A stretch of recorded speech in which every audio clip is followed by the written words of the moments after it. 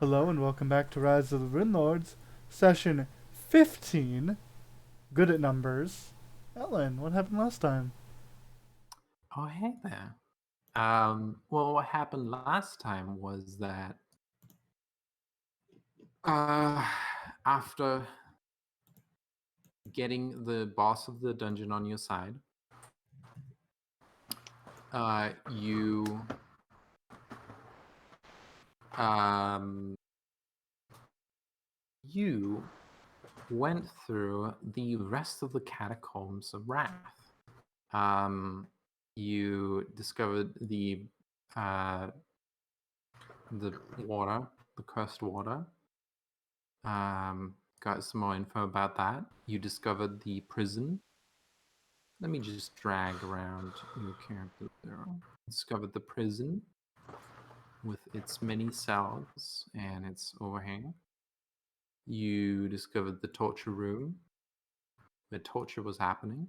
You discovered the research room, the study, where studying was done and that had been wrecked In torture, it was by also done. torture was also done in here. There's been some experiments on some skeletons, which caused some bone growth that isn't very common. Oh. And you went into the the fuck room where the let me what the fuck this is called in the book again. Just gonna look up that real quick. Oh yeah, prisoner pits, where zombies had been kept, and also where a very determined goblin, mutated goblin by a cursed goblin, had been guarding the zombies. That goblin So proceeded to crit my ass. You died mhm. inside. What a bugger. Another cute one. You went down to the meditation room, the meditation chamber, where Aurelium likes to just hang out and eat bugs and read books. Yeah. And you discovered We discovered a Stairway bunch of Stone. scrolls and stuff we were supposed to use on Aurelia. Yeah. The wand. There's So some yeah. stuff in there meant to use to stab the demon that we forgot or we didn't look at before deciding Yeah. to speedrun. They should make Yep. this dungeon so you can just go to the boss. Yeah. We Uh, walked into a pool. without like any clear warning either. Yeah, and then we You gave us a killed warning. Admittedly, you gave us a warning. You did give us a warning. The map doesn't. We also killed a random bat face thing. Oh yes, Oh, a face those things bat. are fucked. Yeah, probably. An entire face only creature with big ears. Listen, Wing. when you see the words shriek paralyzed for 2d4 rounds, even if it's a low fortitude DC, if you fail, that could be a TPK theoretically. That's a spooky creature. Thank God it had no hit points. Thank God it got Thank God. fucking walloped. You are Yeah. powerful. Listen, every character was thoroughly done with the dungeon, and thus we've summarily decided to kill the skinned creature totally. Yeah. It had to get close to you to do anything. And that provoked attacks of opportunity from the ranged weapons. Yeah. And then you went to the spooky hallway, spooky staircase up that had also collapsed, but had tiny cracks where a teensy bird familiar could sneak through. So yeah, and led right up into the city. Wow, neat. So this is where you are.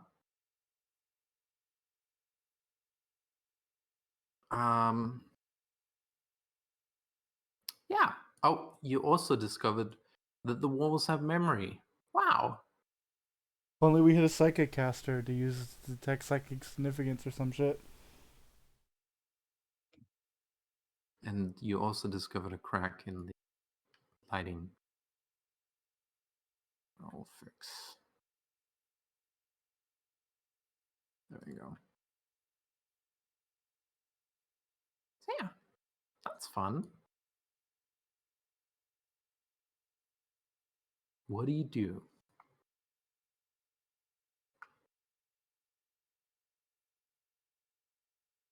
I just had a type of thing.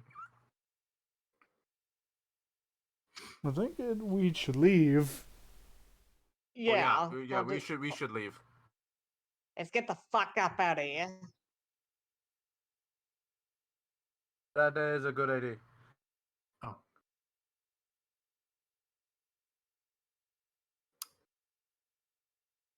Those are all very clever, Hatter.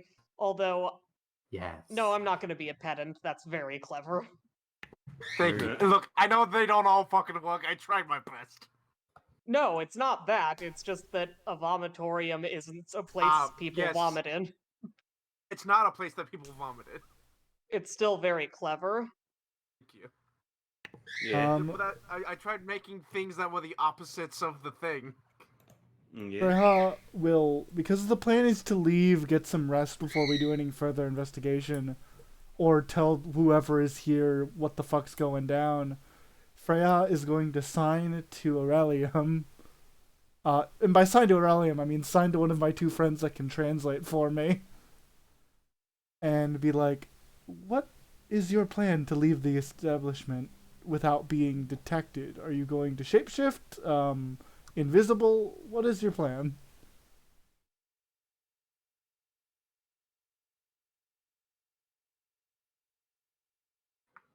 People were already not trusting of a goblin.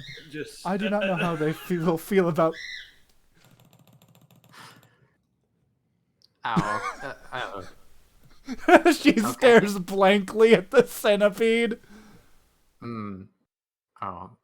Do people not care for centipedes now? Strange. people will try to. That big. People will try to kill you. Most people don't like centipedes, I don't think. Okay. She makes the about- hand gestures of too big. She gives you a thumbs up. How I about think they're fun. I've heard great things about centipede soup in some of my shanties. how about a This works. how about an exceedingly large raven? That works. Like as big as a halfling. That's unusual, but no one will kill you. My apologies, Polaris, but Freya signs up.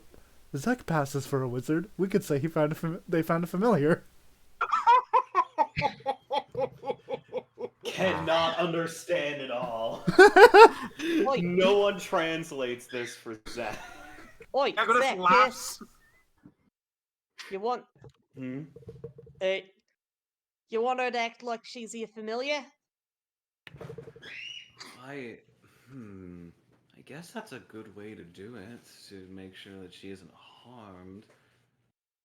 I suppose that would work. They pass as a wizard. Well then, Smile. that's the plan. Ba-ba-da-ba. I love Meanwhile- that. I love the idea that you were like, oh yeah, the ravens, our drow's familiar. Oh, what about the sparrow? Oh, that's the crow. That's the raven's familiar. That's the you don't know about raven's magic, shut friend. Birds have friends. Be nice. Birds are friends, yeah. Birds have emotions. They can cry. They can love. Sound of Polaris' bird in the background. Yes. Agnes, There. eventually we could get a cap of human guys. We are definitely going to need something more permanent than you always being a raven if we're going to do this. Hmm. There's a good stopgap. Question mark. I need to be right back. There's food at the door. I'll be right back, y'all. Just keep going. Hmm. I suppose before we go up fully, is there anything else we want to do here? Should we tell the town about it, or should we just move on? I think tell the mayor, that old man. It's a good idea. We also got to read that. We also have to read that journal as well. Yeah, we got one off of that hymn, so I don't know if it's useful or not, but I'd take a look at it. I should open my character sheet. Actually, speaking of which, I guess while we're here, I guess, you know what? Zach's gonna read the journal. Let's see what's up with that. Yeah. Okay. Yeah. What? You did it? You doing it? I'm gonna do it. Sure. Yeah. No. I mean, I'll detect magic on it before I do it, but you know. Good. Good. Okay. It's not magic. All right. I mean, we gotta read it. Like, I mean, we gotta read it. Might as well do it while we're sitting here in the stairway. You know. Yeah. Yeah, Fuck we all yeah. kind of agree, like, oh yeah, the book might tell us something we need to know before we leave. Let's do that. Yeah. No. Let's do that. Let's read the book. Yeah. Good. Okay. Read the book. You're immediately cussed. Good job. Well, it's not magic, so it's not like it's gonna curse me unless it does. In which case, I'm just fucked. I mean, I can't do anything about that. Excuse me. Add it to the list of things we need to fix. There's a lot of those, by the way. That's starting to accrue a little bit. Oh, I have a list. Yeah, I know. I can tell.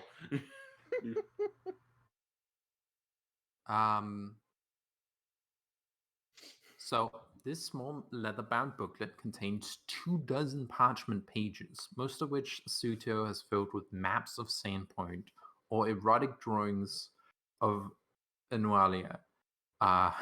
Ew. Yeah, we're gonna just Make skip me a those DC ones. 50 knowledge local check. Okay. I open his book and it's filled with porn and maps. Jesus Christ. You want help with this? No, I think I'm good. Okay, you good. I'm very good. This is my wheelhouse. This fits exactly the description of Noalia, who is the adopted daughter of Father Tobin, the late Father Tobin. Ew. What? She is presumed dead. Yeah, no, ew. Ew. Jesus Christ. Well, yeah, the church girl got she's some an secrets. adult. Yeah, I know. Yeah, no. The issue is that, like, you just gotta, like, porn person your book who's dead. This is weird. Pontus sees the porn and tries to steal the book. I'm going to slap Pontus's hand if he tries to steal the book. You know that she's not dead. Just everyone thinks she's dead.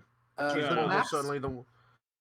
Each depict different attack plans. The first set shows the attack plans for a group of 30 goblins. One of these battle maps is circled, and you recognize it as the attack the goblins made on Sandpoint at the start of the adventure. There's also a scribble next to it, next to this particular circled map, that says 60 goblins. Where the hell are they getting all the goblins from? The surrounding goblin tribes. Well, yeah. Okay. Convinced a bunch of the goblins that shouldn't be working together to work together somehow. We're still trying to figure that one out. Yeah, we got to figure out what he's enticing him with, because I mean, like, I know, like, there's obviously like, oh yeah, chaos time for goblins, but like, there's got to be more to it if they're convincing that many people. The next several pages illustrate an assault on Sandpoint by a force of what appears to be 250 goblins. None of these are circled, and while many are scratched out as if they've been rejected, the implication is that Sandpoint is going to be attacked by 250 goblins.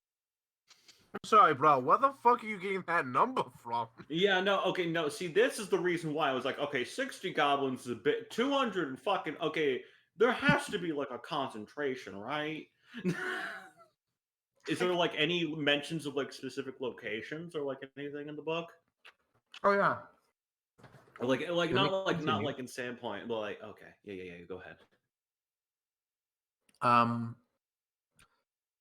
But additionally, let's get into the point. Most of the drawings of Noalia do not depict her. Depict her as you remember her. But one of the last pages of the book portrays her not only with a single demonic hand, but also bat wings, horns, a forked tail, and fangs. Ah. Then there's a handout for you. Oh, did she get demonified? Oh, that's not good. No, that's not Yeah, good at that we all. know she's still alive and she's looking to become a demon. I don't know if she's already a demon though. She might be considering. Yeah, she's got demon wings. I know, fuck, god damn it, of course. Let me read this over. Raid was planned, few thistle step goblins. Thistletop? Okay. Thistletop. That's a name. That's a name. Mhm. Okay. That's a name of a place, probably. Or that's like a goblin man or something. That's the name of the place. I've I'm been there. back, by the way. Welcome back.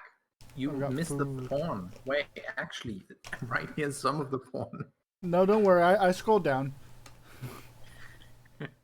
So, okay. So apparently this guy tried, this is the journal for the guy.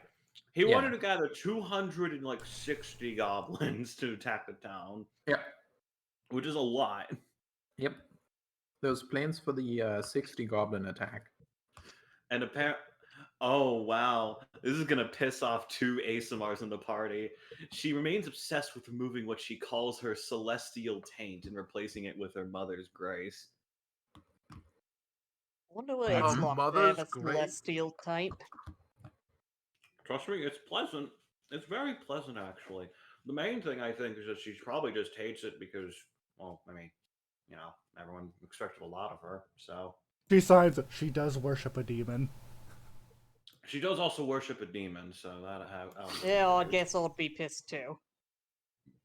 Yeah. I would not call it taint. Continue signing. However, I can understand why someone might be a little bit So, dot does thanks. anyone want to read this out loud for the stream? For the video? I'll do it. Yeah.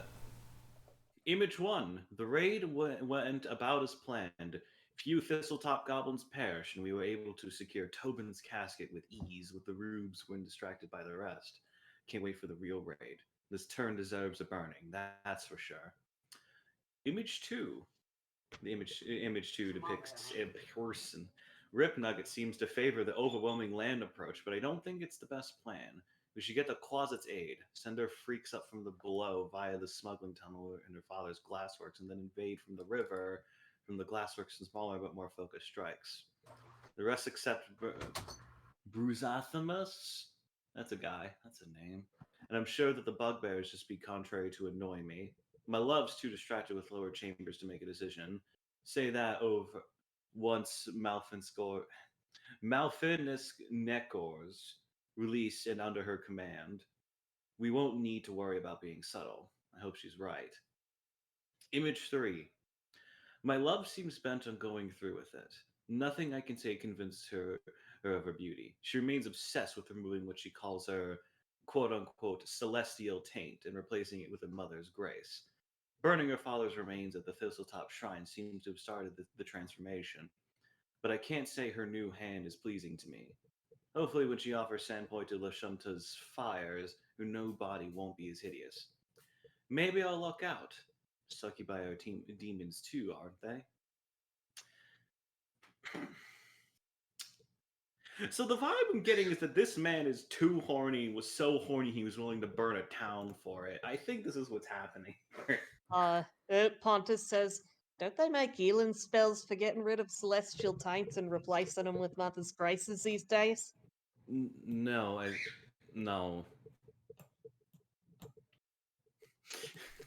Shakes her Could've head. sworn that was a thing. Shakes her head. The main thing is that most people consider it a blessing rather than a quote-unquote taint. Oh, no, that Nice. I consider mine a blessing. That's fair. Freya, like, well, looks over at Zach, gives the eyes of it. Pontus doesn't. I don't think Pontus understands. Processing. Give them a. Oh, that's what you. Oh. Ugh. Do have potions for that. Nope. I don't get it. You know what? Let's move on. I'm so Freya sorry. looks Pontus in the eye and then points at her bird legs. Maybe this will work. Oh, she might want to get rid of bird legs. Got it. Well, I think your bird Shrugs legs like are close cool. enough. They look like they could murder a man. I mean, They anyone could. Look like if they murder, they could probably. Oh my god! Now I'm just imagining Freya with like the legs of a secretary bird. I mean, they're thicker than that. They could crush a watermelon. I know, but still. So Think of Freya as a mermaid who grew harpy legs. fuse this. Okay, well. Also, by the way, is image one the note like a map of where they're coming in from, or is that like a map of the location they came from? By the way, Ellen.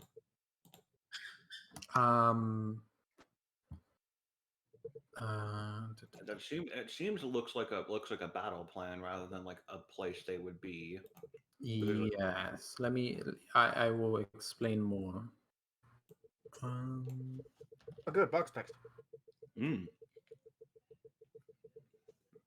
mean, we can see if we can find a place called Thistletop. That'll be fun. Then we can take them out. It won't be a problem. We tried going to Thistletop. We got attacked by boars. Well,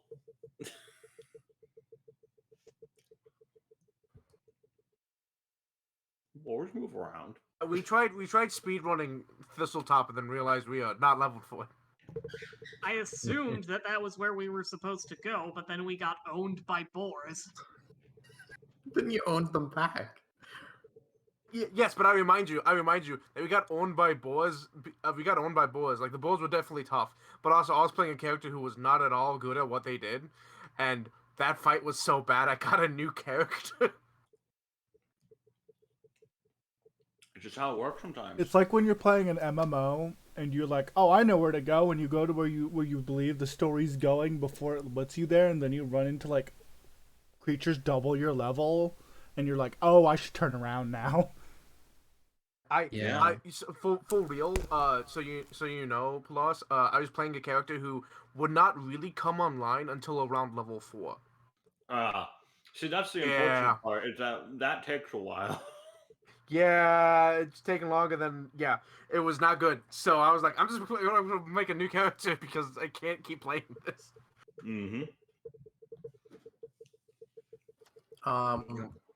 So Illyrium has turned into Beetlebum. She is like, maybe this will work. Yes. I was actually going to ask, kind of looking over at Illyrium / Beetlebum. Do you know where Thistletop is, or at least know anything about it? You've been around them. You were disguised, or are a goblin technically, considering your preferences about it. Probably had heard something about it, right? Yeah, I know something about it. But the thing is mainly... Yes. Here's the thing. Hmm. You know dreams? I'm well acquainted. I'm well acquainted with those. Yes. Yes. You know how you don't remember everything after you wake up? Okay. No, I understand. I already see where you're going with this. So I remember quite a bit. It's on the coast. It's an island off the coast. There's a drawbranch branch. There's a big old briar of thistles and thorns. And all the goblin tribes have been united under... Oh yeah, Nolia, my student. Oh. Yeah, all the 5 goblin tribes have been united, especially the thistletop goblins in particular. And Oh. yeah, it has underground layers, though I didn't go very low. I was mostly raising goblin dogs.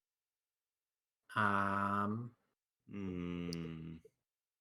And basically has a dungeon. Freya signs, and anyone who wishes to can translate, because she's thinking of the book. Do you think she united them by being very pretty? Looks at the paper. That's a thought. Hmm. What are you saying with your hands?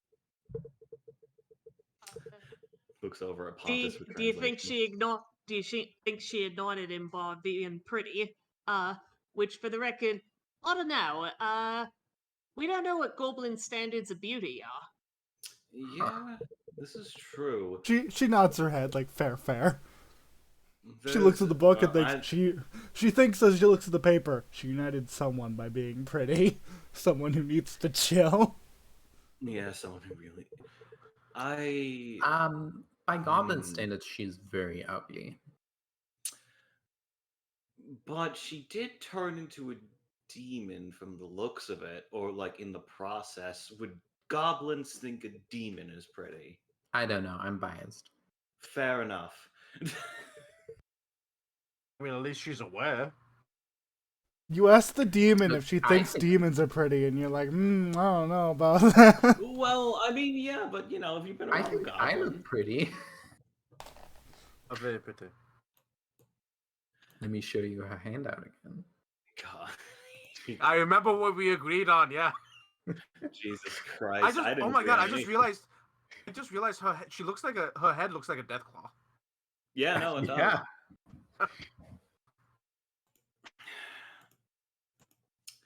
I think at this point, this might be a tomorrow problem because I am very tired. We are standing in the stairwell more than I would like to be here. Mhm. We also had a problem. By the way, Ellen, I rolled a 23 knowledge religion for succubi. Oh yeah. Oh my god. I Succubi, really? Okay. well, because Let me he think. mentioned she might be turning into a succubus. So there's Yeah. only one thing I need to know because there's the information that I happen to know as a player. So does a 23 get me that one piece of information that I can? Let me look up knowledge real quick. I think is it 15 for difficult monsters? I don't know. I think you're I right. believe the CR. I believe the CR, like the General, actual. it's 10 plus CR. Common is 5 plus CR, and on particularly rare is 15 plus CR. Ah, I'm a fool. Okay, I don't know. you I know, don't know if succubi are particularly rare. you know 3 facts about succubi. You know general information. Succubi are demons. They are lust demons. Hmm.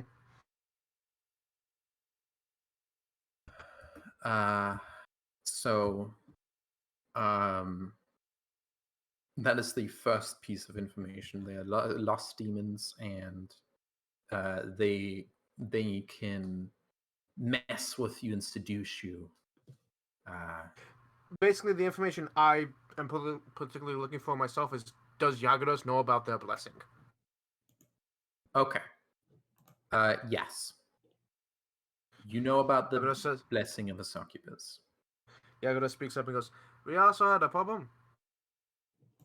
If he turned into a succubus, he can bless people every day, make them powerful."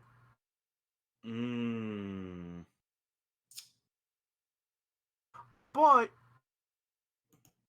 does not sound like she is turning into a succubus.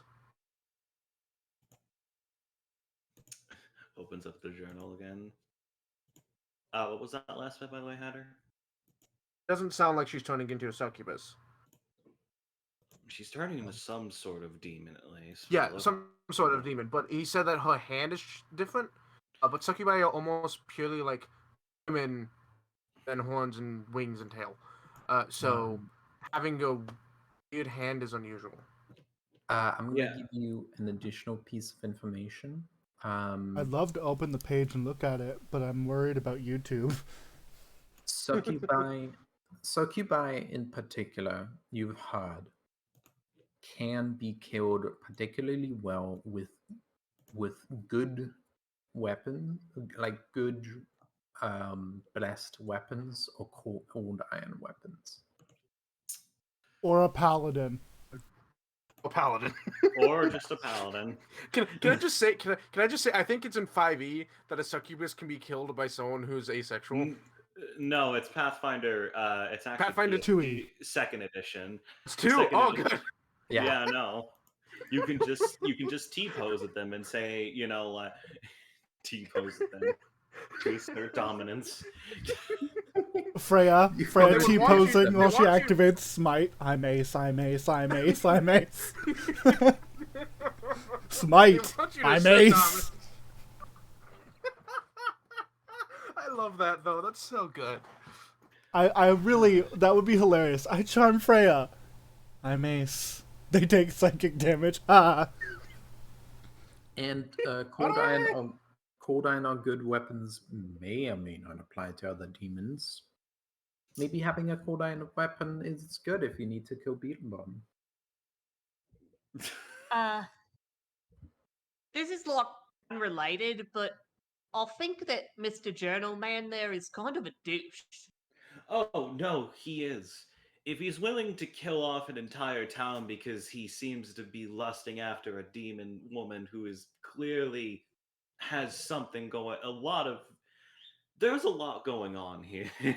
Freya does the finger cuckoo thing. Yeah, there's that. But also, he just seems like a shitty boyfriend. Because Well, yeah, no, that seems to be the case. just because you don't like something doesn't mean that you can just tell your partner, hey, get rid of that. Because you don't see me going around to human women saying, you'd be super pretty, but get rid of those tits. If they didn't have tits, what would they have to, what would they use to... This metaphor is falling apart very quickly. Swing pendulously. I don't know what tits are for. Pontus. Freya stands here and stares into the middle distance. Pontus, canon disliker of titties. Pontus. Freya, a mermaid, Pontus, therefore a mammal technically, stares into the middle distance. I think we're all delirious from going into the dungeon, so I think we should leave. Yeah, it sounds good. Cool. Freya has watched Beetlebum leaving and was like, I guess I'm walking. Yeah, we're going now. That door's blocked by rocks, by the way, Zach. Oh, fuck, that's the Freya wrong does way. not warn you because okay, she doesn't want to sing, but just like, this will happen. Okay, cool. Great. We leave out the back end. We don't walk there, can we please? Oh, God. Okay, you leave. Roll 20 is super slow right now for me, so I'm just Yeah, I'm walking. Just assume I'm walking. Ah, yes, dynamic lighting lag. Which is weird. It was perfectly fine last time we played.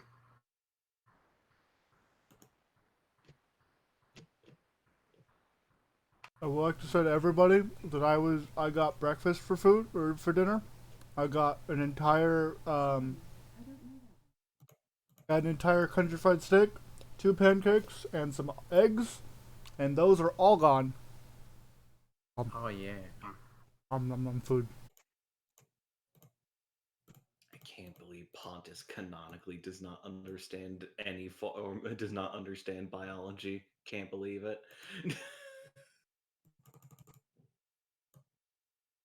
I mean, Tritons are fish people, so you know. Yeah, I mean, Tritons no, are yeah, more you're saying, fish than mermaids are, so like I guess. Yeah. yeah, no, it makes sense to a degree. It's just really funny in hindsight. You've seen aquatic elves. He's seen aquatic elves, and his like closest comrade is a mermaid. Yeah. Mermaids have He those. doesn't understand. Now, in fairness, what's he gonna do? Ask the church girl? Yeah, That's fair. That's yeah, fair. no, yeah, no. Honestly, there is like here's the thing. Like it's complete. It makes sense. It's just in the moment. It's really funny. Yeah. It's like going up to an alien species and being like, "Hey, how do you reproduce?" And it's just like, "No, don't do that." Yeah, no, don't ask it. No, yeah, that's just weird. Don't ask people how they. That's gross. Yeah. So obviously Pontus hasn't done it. Yep. Uh, Do you want to just drag us to the bottom layer? Yeah. Or I I guess top layer? yeah. Quickly to the map layer. Doodle-doo-doodle-doo. Do-do-do-do-do-do. Batman transition. Fish! Oh, hey there, you little shit!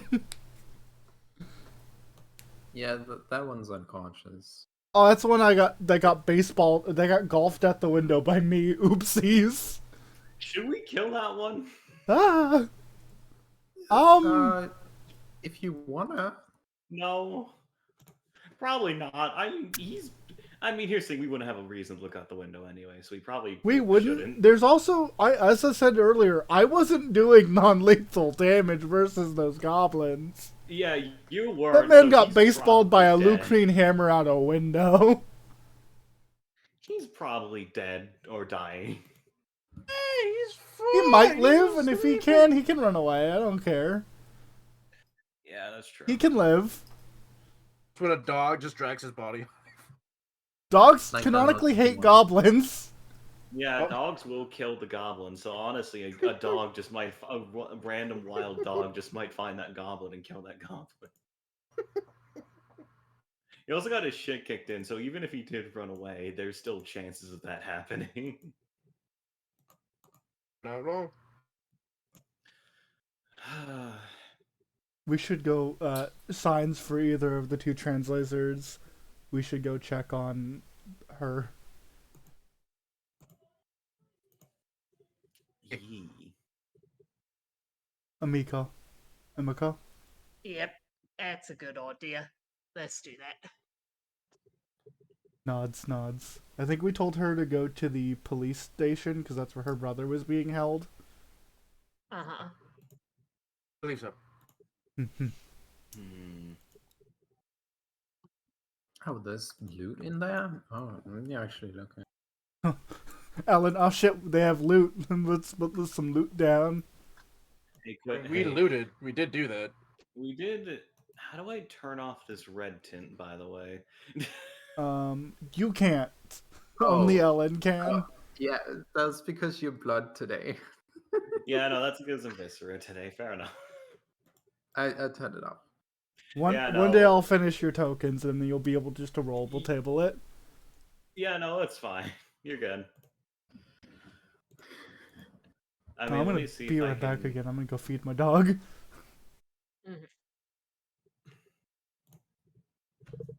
Can I?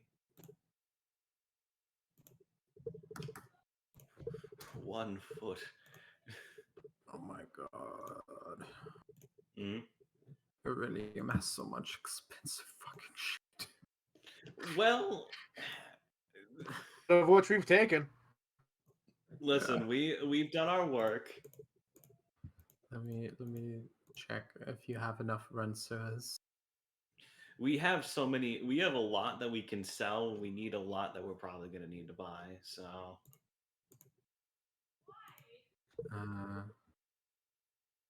Look, how many renters? 1, 2.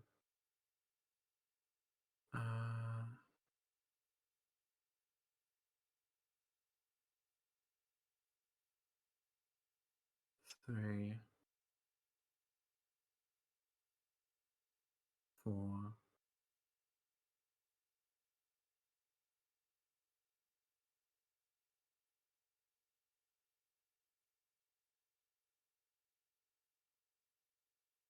Oh, did you? Wait, was this stuff you missed? I think so. I oh, thought we were pretty Okay. thorough. yeah. Wait, I mean, I'm not, man. We're not going to steal anything from the fucking glass no. workshop. But like, no, I don't think there's anything we missed in the dungeon, unless there was. But even then, I don't think that matters. Oh, okay. 1, 2, 3.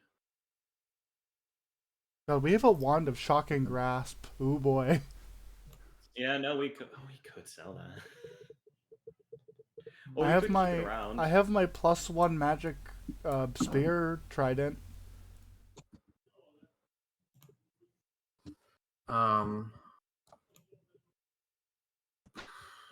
Yeah, I'm gonna have to find a way to give you more.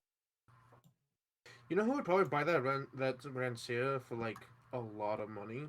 We have a handful of Ranciers we could probably give some money to. Yeah, but like the one from the statue specifically.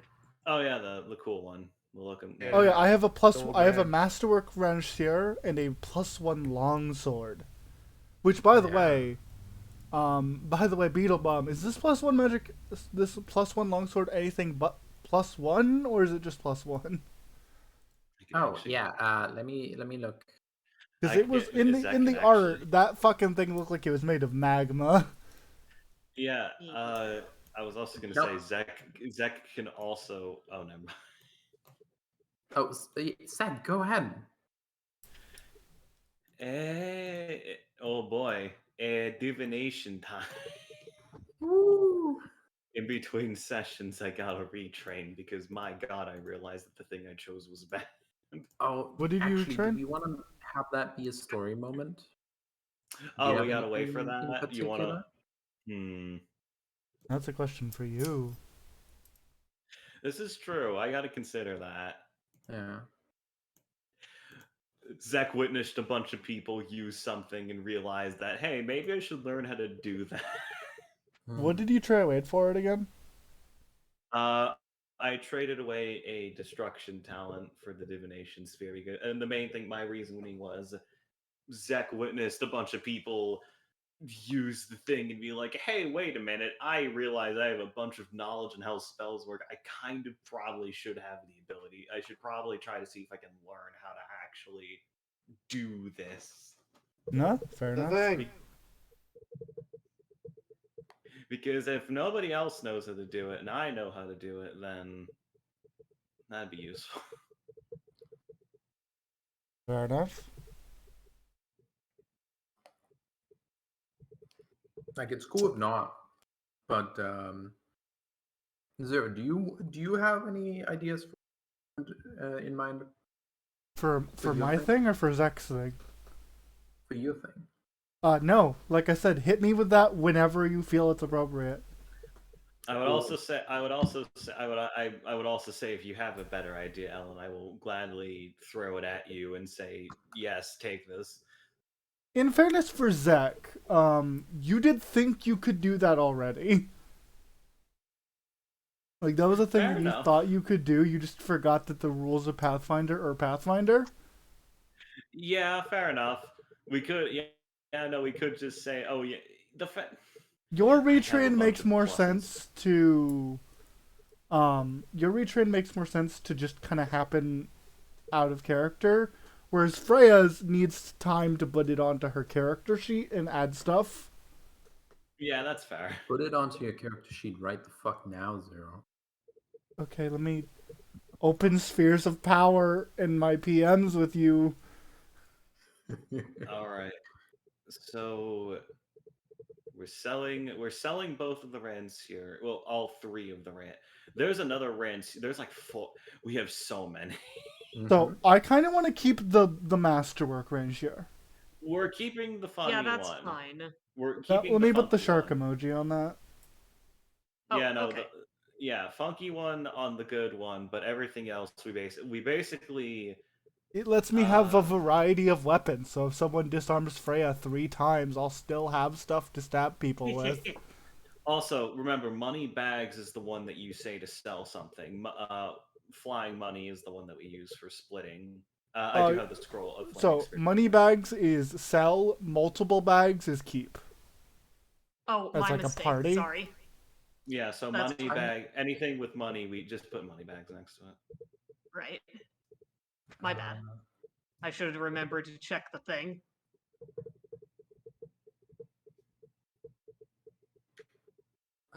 So Hannah, you have a spell book, right?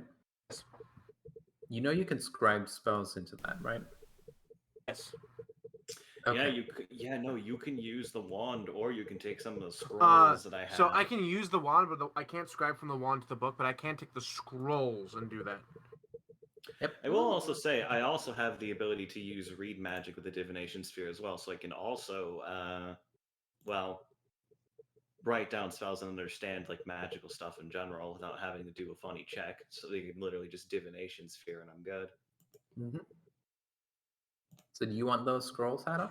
The issue is, so the burning hands has already been claimed. The flaming sphere is way out of my like range. Hmm. Then I mean, you can keep it to write down later, or you can write it down when you think you take 10 is high enough. I mean, I guess, yeah, sure. I guess I'll do that then. Okay. Chop the icon on that.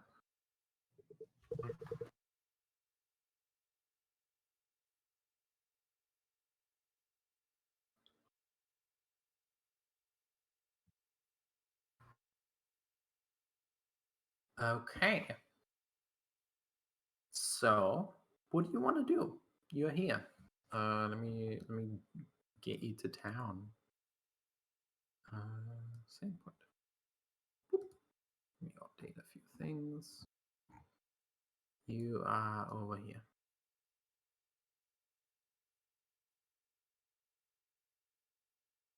Move the map. Map moving time. We're back on the world map. Do do do do do do.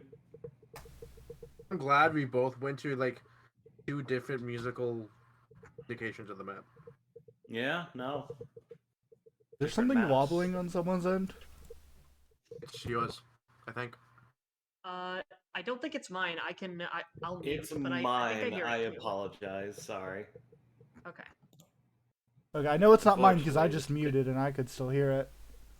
Yeah, no, the stand on my microphone moves a little bit, so I apologize for that. I'll try to keep my movements as minimal as possible.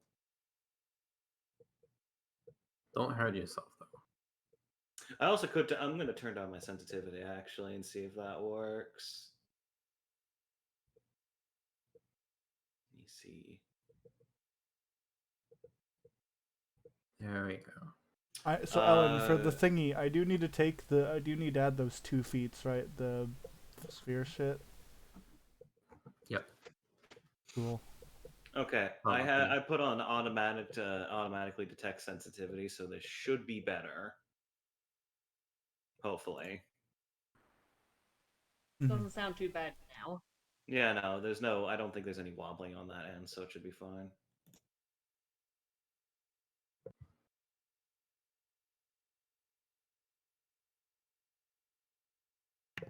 In any case, oh, so wait, okay. Yeah, okay, so that map was of this town. Yeah, it's like you can see like the tower and then the north gate right there, and that's where they were going to attack from.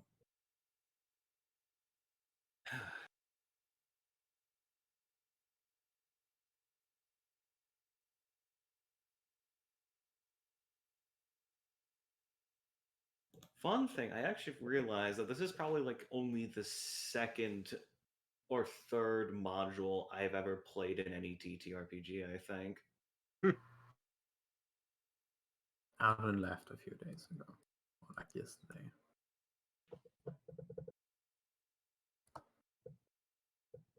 Is the mayor still in town? Yeah. Okay, yeah, we should talk to the mayor. First, we need to go talk to Ameko and get everything figured out with her, and then go talk to the mayor. Okay. Is that where you go? I think so. I think that was the plan. Okay.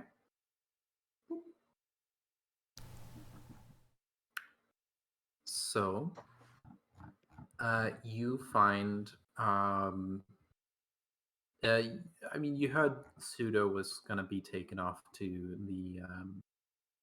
the prison, so you head there, and you find Shalilu standing outside, looking worried. If Hi you there. remember. Oh yeah. Hi there. How you do? Oh, hi. Hmm. How's everything going on your end? Well, Mako's not taking it well, and the gods don't really know what to do. Oh, So, she about to take it was. hmm. hmm, what happened?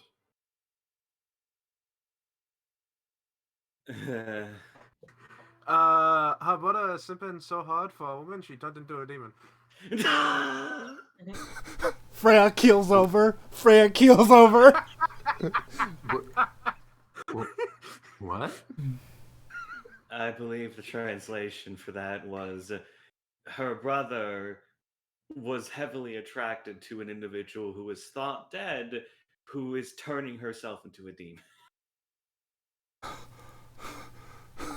Okay, That. that's a lot. Yeah, no, as it turns out, they're going. Apparently, this woman is going to be congregating a large amount of goblins and has at least 5 goblin tribes under her control, apparently. So, I think we're going to be seeing more attacks. A lot more. 250. 250 to 260. Zek opens the book to the non porn page. Ye- Wow.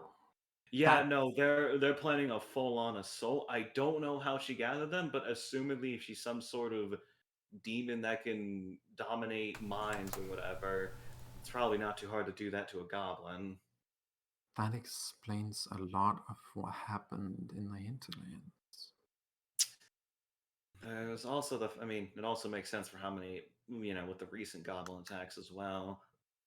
Usually more than like 10 to 15 goblins at a time is hard enough, but 30 was ridiculous, and then 60 was even more. Now 250 is a bit too much. Usually that requires someone who's a lot stronger to do that to get them to congregate that much. Hmm. I've heard I've heard stories about the leader of the Thistletop goblins. Yeah. That is where they said they get the majority of these goblins. Turns to the page with the Thistletop notes. So You saw that the majority of the Thistletop goblins survived. yeah, the majority of them survived. A lot of the other goblin tribes, if they didn't write their names down, probably took most of the losses. So Hmm. the main issue is locating Thistletop. I don't know where it is, and I don't think anybody else in my group knows in our group knows where it is. So we can find it. We can maybe see if we can do some. Not today, obviously, because my gods, we have been busy today. But we might be able to plan something out in order to deal with it. Possibly. I know where Thistletop is. If I had a camera and I could zoom in really closely to to be like, yes, I'm listening, I would do that. I've been over Sadly, there. you're underneath Yagadas. Yeah, I'm underneath Yagadas's fucking pecs. I have zoomed in as close as I can get without accidentally zooming a mile away as well. Fair enough. Yeah, that'll happen. Well, okay. I mean, I guess that saves us a trip to the library if you already know where it is. Mm-hmm. I will say we were. I've been taking care of quite a few things in the hinterlands.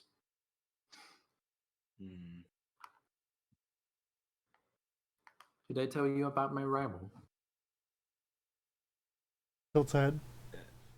Yeah, no, that's. I don't think I haven't met you before, so I don't really know much about. So I apologize for that. Oh, that's fair. Okay. Well, I can get you to Thistletop, but I don't. I've never. I've never actually been inside.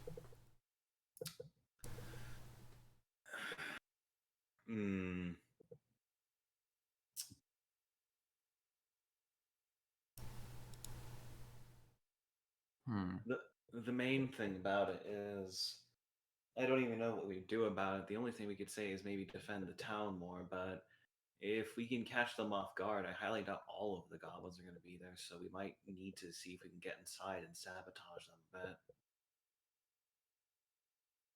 So, honestly, just getting us there is probably more than enough on your part. Yeah. Sounds subtle. Me and Freya ain't the best at subtle, but I can be sneaky on occasion. I mean, I could take the lead in that part. I know my way. As it turns out, having to move quietly is kind of a thing you need to learn if you want to survive in certain places. Oh, yeah, sneaky, sneaky. I mean, I'm just an amateur. you'll probably get better with it with time if you know. Freya take shakes practice. slightly and jingles. Freya, I don't have much hope for you in your end because you are constantly wearing very heavy armor. Shrugs.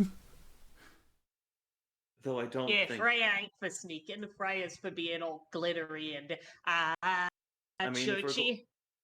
If we're going to be using hit and run tactics, having someone who's able to bust down a door is usually something you need, anyways. Good point.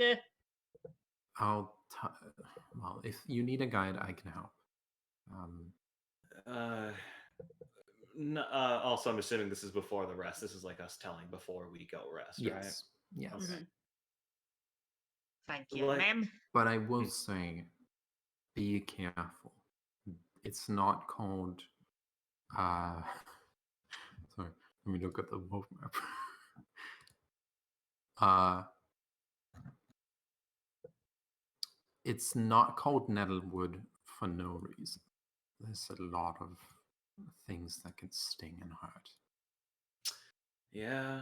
Maybe it's called Thistletop, and reading this book, I would imagine there's probably a lot of thorns and, thistles.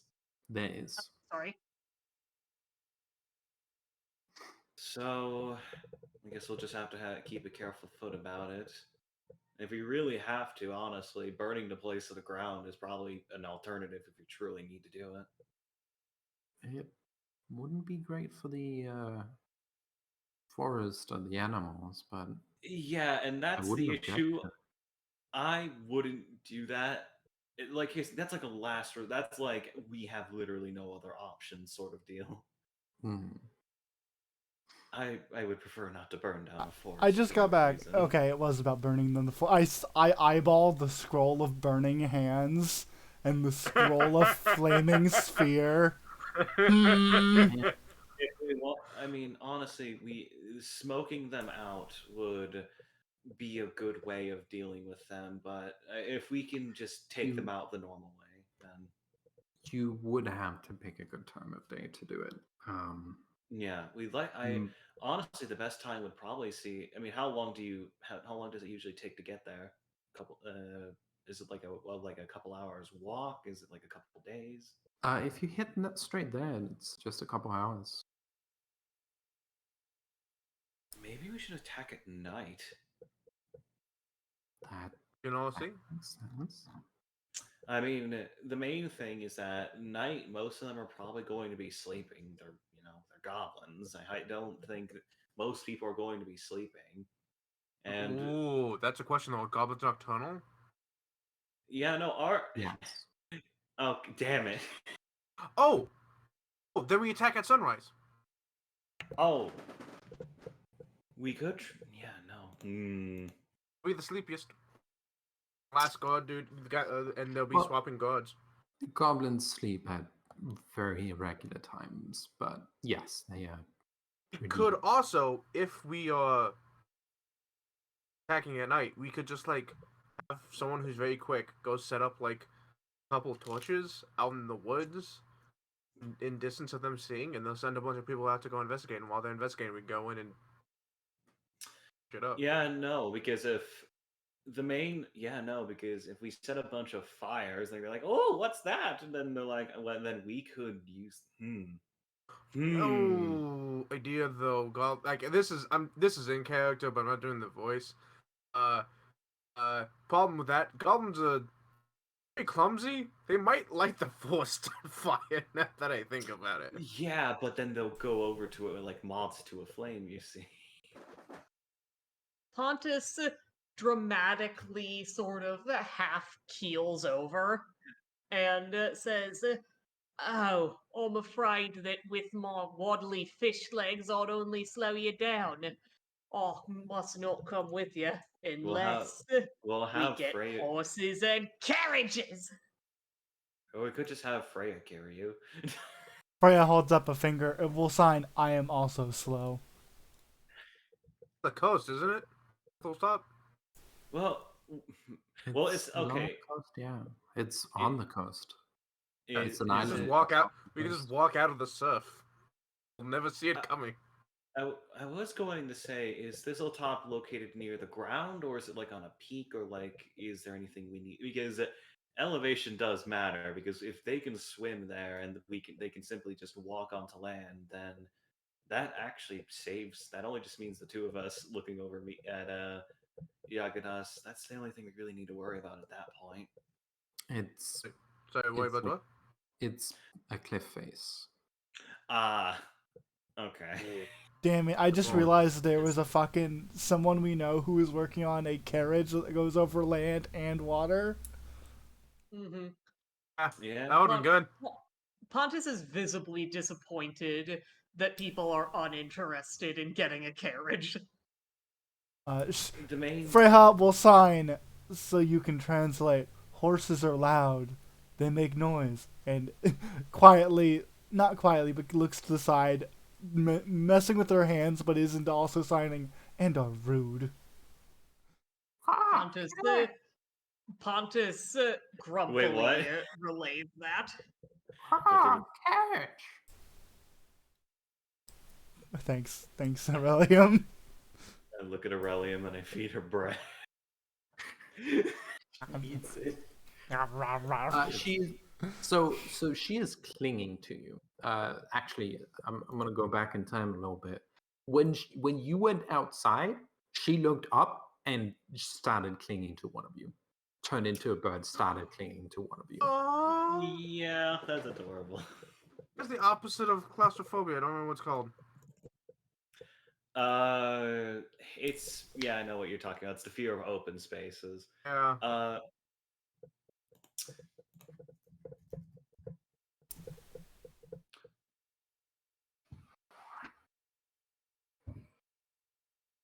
Yeah. So she's still doing that. um, Hmm. these are all fantastic plans, and I'd be happy to help any of you with it. But Okay. I should go check on Mako. Let's. Yeah.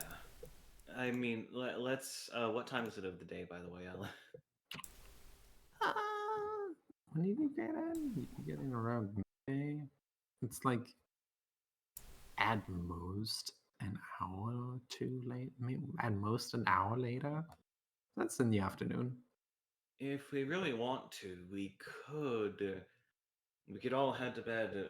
You know, we just have a couple hours of free time still. But if we could sleep early, we could wake up early in the morning and catch them at the break of dawn. Or we could sleep now and then travel at night in order to pull off the bonfire plan and see if that gets their attention. It's honestly up to the rest of you. The main thing is that honestly, I don't really know what to approach with this. This is just me giving out suggestions.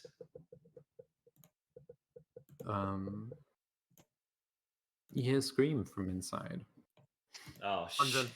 of frustration. Ah. Still running. Okay, you run in.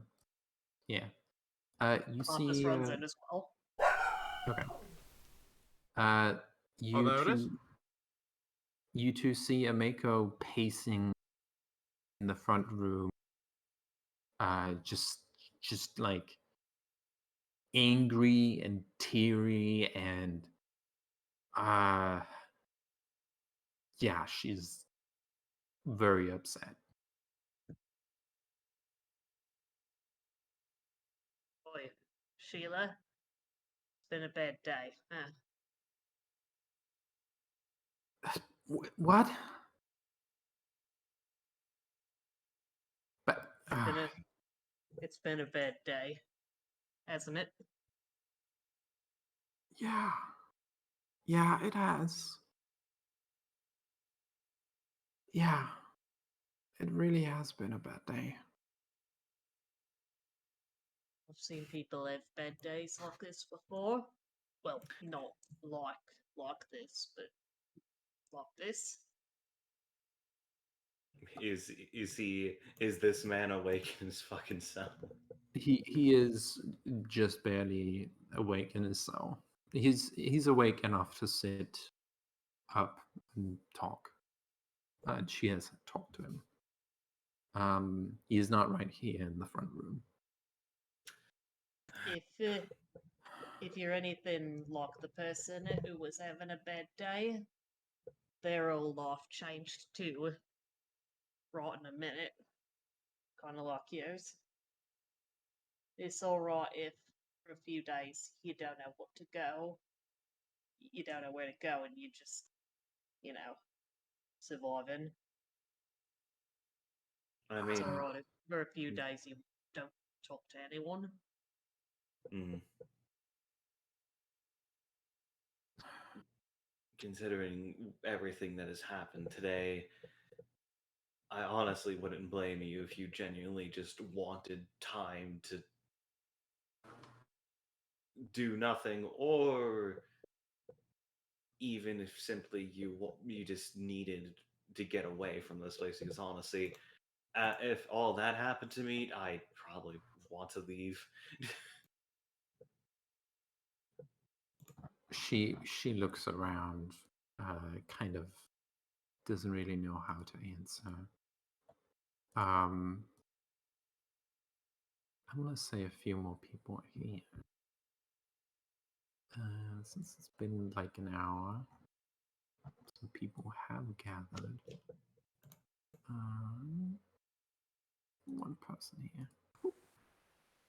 Oh, Yeah. Hey, little lady. Yeah, little old lady. The maid at the Grandma. the tavern. Yeah. Grandma. Yeah. Grandma. I think. Ameko Someone. like looks around a little bewildered and says, "Yeah, yeah," and then starts crying again. Go on. Pontus awkwardly sort of scratches the back of his neck in between his shoulder blades, and he says, I'll think, I'll hope that even though you've ended up in a new world and one that you don't want to be in, you'll be able to find a kind of happiness there. Okay. She receives hugs both from you and the old lady, who has not had time to change out of her maid dress. So The mayor coming yet? the mayor. I feel like this is a thing the mayor might. Do you get involved in. ask? She's not. If the mayor's not here, I will ask if the mayor can brought here. Yeah, we do need to inform her of the possible 250 fucking goblins. Oh, we need to inform her about the Wrath Catacombs, the invasion, and the fact that one of her people killed their father in a fire and escaped and is now turning into a demon. There's some shit we gotta say. Yeah, no, I'm Yep. assuming most of that's going to be all right. We explain it to her because I don't want to spend that much time in character doing that. Yeah, a young lad with a pot on his head, clad in pieces of metal, like salutes and runs over to the opposite side of the road to fetch the All right, maid. that is the strongest person in this entire town. That maybe very powerful. maybe there'll be a protagonist of future adventure. No, No? no, No. Can't no. say that. We can't say that. We don't know what the books entail. Listen, if some random kid turns out to be the protagonist of another fucking module, that's fine. Yeah, fetches the mayor. The mayor comes over, talks with you all. You Pontus, relay the information. yeah, Pontus yeah. will make sure that we talk to the mayor side.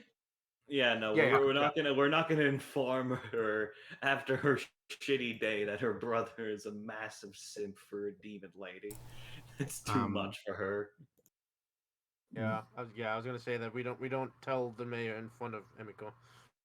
The one of the like a strong lady with a pitchfork on her back walks out from a back room and asks, "Hey, the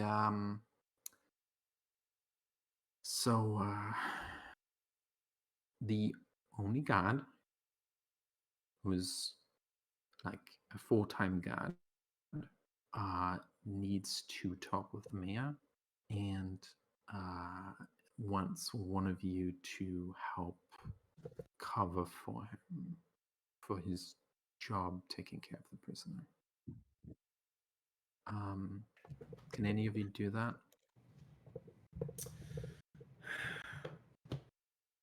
Walk Looks in. over. Walk in. Okay. You walk in and she follows. You see like a person clad in, oh wow, that's real armor. Shit. Not metal, but that's real armor. What do you mean that's real armor? I'm wearing real armor all the time. Well, Yeah. no, yeah, but like it's real armor on a person because most of the people in this town are just normal people. Yeah. And they're like, oh, oh my god. Oh my god. Thank them all. You came. Okay. So I need you to make sure that this guy isn't a fucking idiot and doesn't get himself killed or do a ritual or kill you, okay?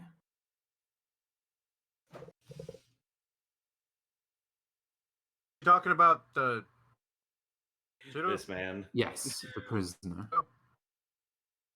She's telling that. Who's she telling that to? They are telling that to you, since you walked into to help. Okay. Basically, they tell you your job is to keep this guy alive, and also not escaped, because Pseudo has attempted escape multiple times, and Already? Jesus. already, and is not very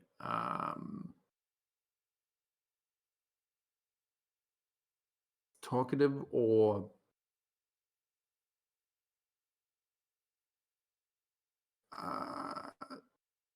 interested in his own well-being. So basically your job is to keep this guy alive. I think I can make him talk, but I don't think we will like what he has to say. Yeah, so you do that, accompanied by a big strong lady who is a temporary god, who's a reserve god. And yeah, the temporary head god heads over, talks with the mayor, also relays some information, hushed tones, and so as to not remind Ameko. And yeah, you get the information that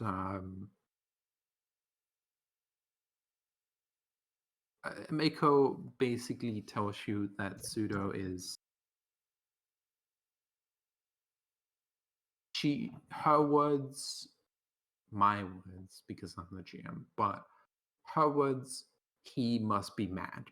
He must be absolutely ridiculously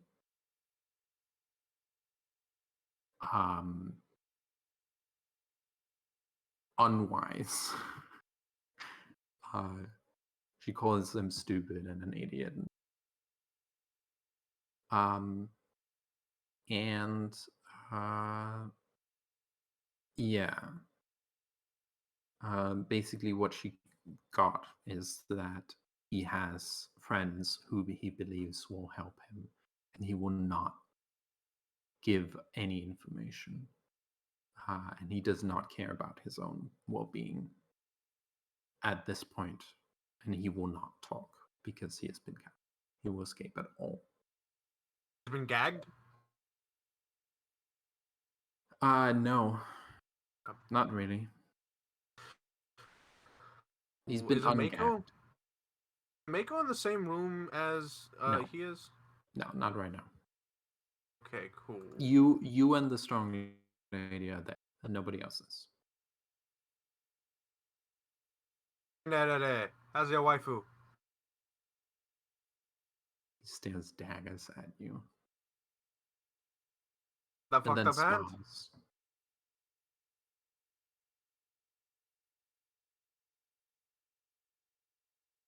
What do you say?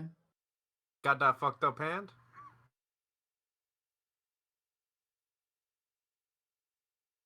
Are you attempting a thing? I'm just trying to goad him into talking. Even if it's like him being cocky or him being like mad at me, I'm just trying to goad him into talking.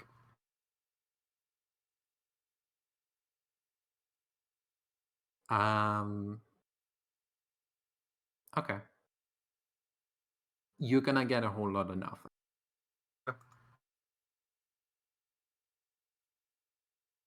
I was making fun of his waifu.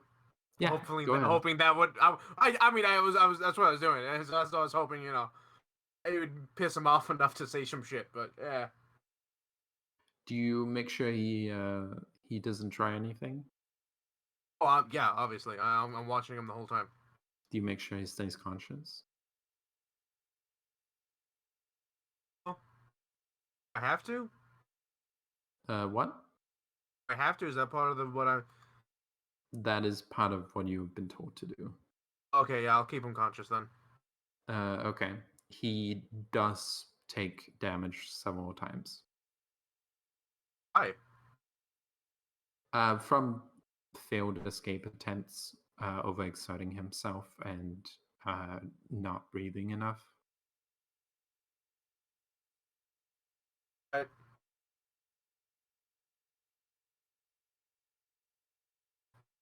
Do you heal him?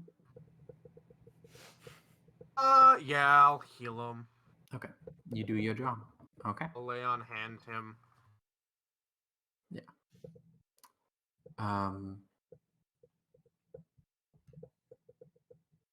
So that is basically what's going on here. What do you want to do?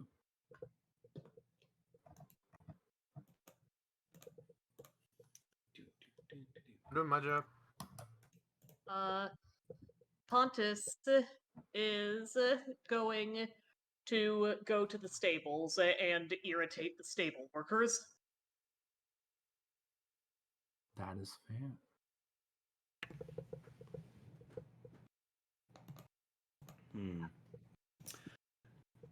What did I miss while I was gone?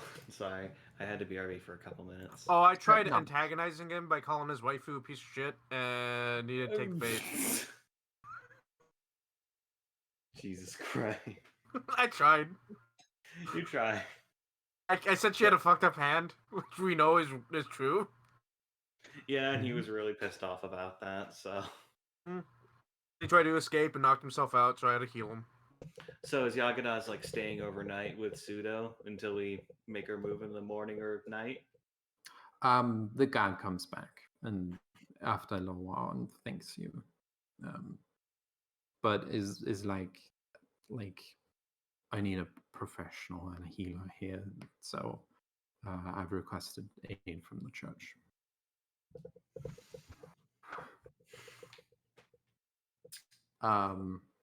Also, out of character, I was going to ask, do we have a decision on what kind of plan we're going to approach Thistletop if we have one?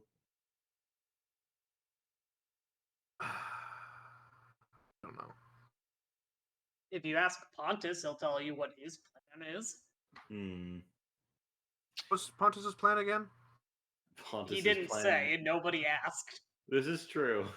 It involved carriages, I know that. Yeah, that's Well, true. yeah, his plan is first, we ride a carriage there. But Pontus will elaborate and ask, okay. So here's what we do. Me and Freya out front. Or, no, not Freya, just me. Maybe Freya. Out front. Just when the gobos are waking up or about to go to sleep, we start singing a war shanty. It's loud. It's all over the place. We're making noise. We chuck some sharp shit at them. Maybe fire some arrows. You know, fuck it with them. Also, oh, okay. And then you two, but especially you, points at sorry, what's your character's name again, Polaris? Sorry, just call him Zach, it's fine. Right, Zach. And then, probably mostly you, go around and make like a crab claw and pinch him. Okay. That Also, is I was also going to say, Zero, if you have been speaking or talking, you have not been received on our end. I am not. I don't have any input. Fred's just like, oh, I'll hit him. I'll hit him with the Fair fucking enough. hammer when the time comes. Freya Fair currently is enough. imagining Zach with a crab claw instead of a hand.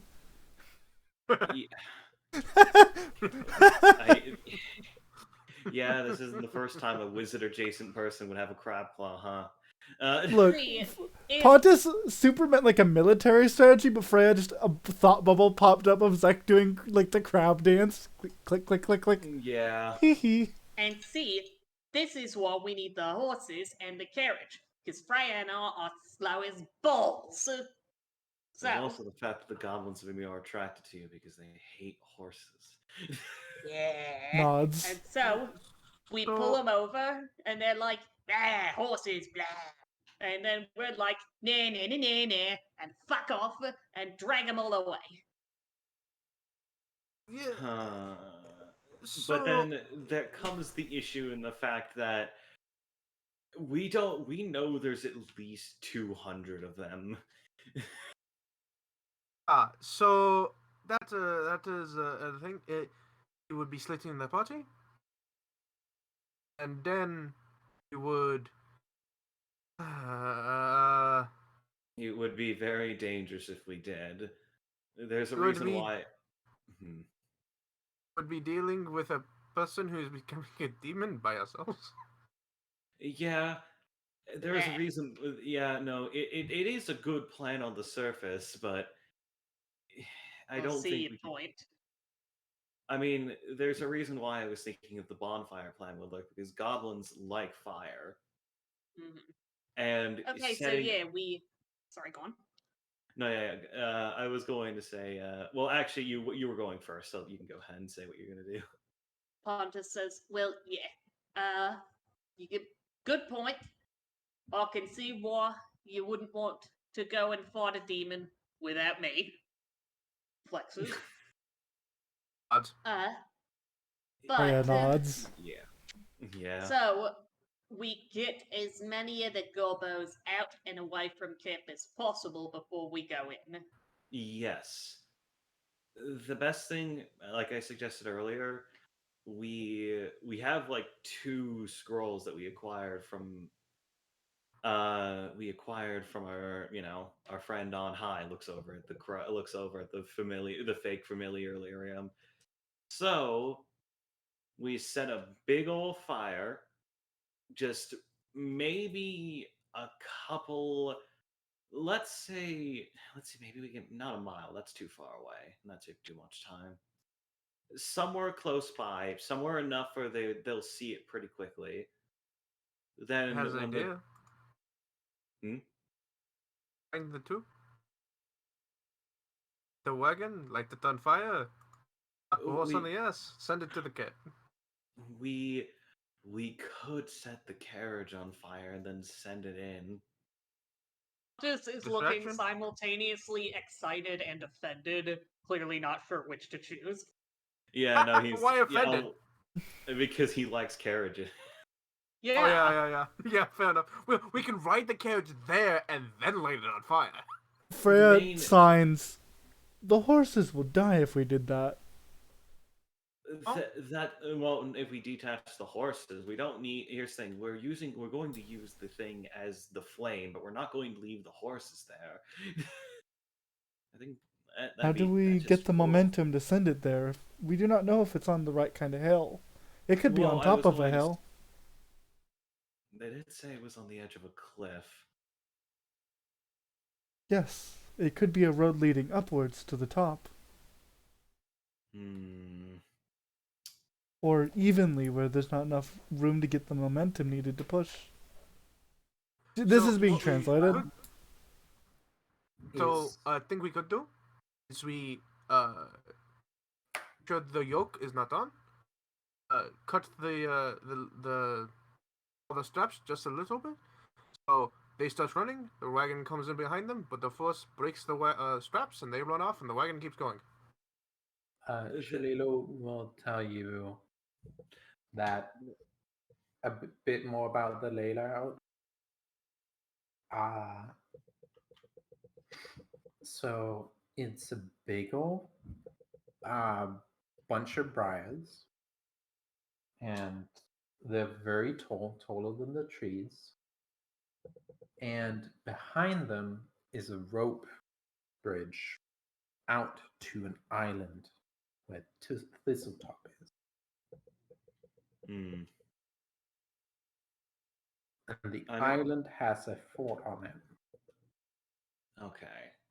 And I hear. Oh, I hear there's a lot of goblins and that they know the place. So, are Yeah. there? You go Yeah. first. No, yeah, I was just going to say if you have the idea first, I'll let you go first, and then I'll say my thing. Because it's on an island, right? It's on basically an island that we'd have to climb to get to, correct? Yes. Okay, so we take a boat, rowboat, to the bottom of that. Aurelia fly up, get some rope off. We climb up. Good rope. Climb up.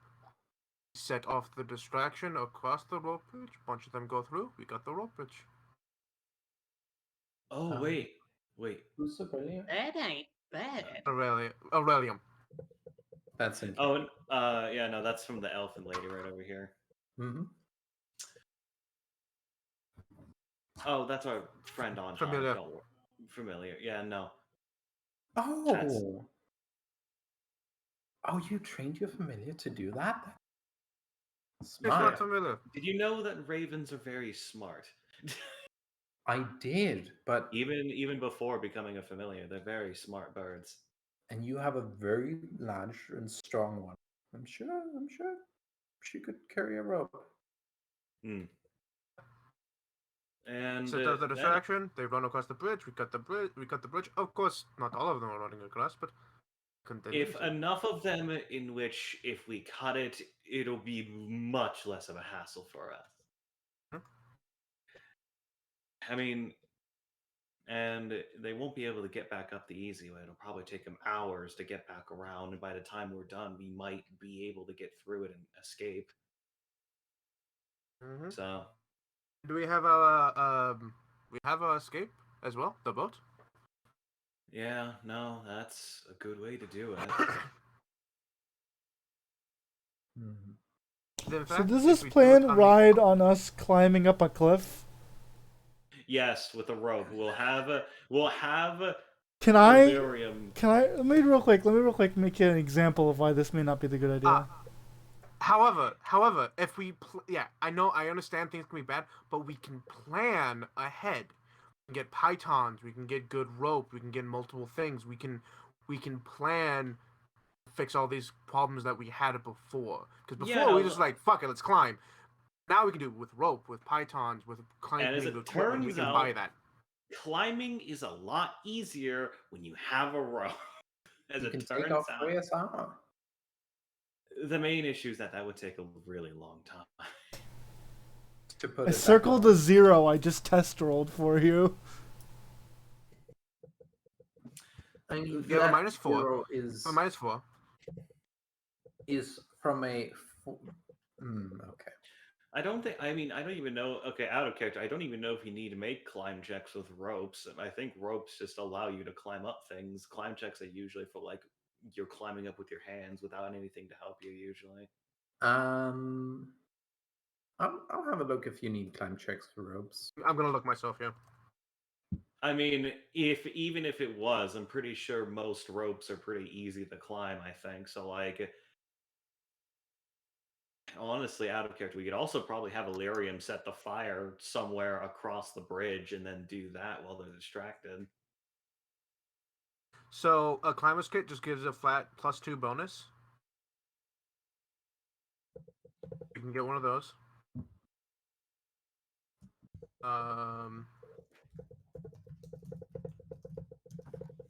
This is a really dumb plan, but it could work. I think you can take 10 if threatened, which means you can climb up a rope.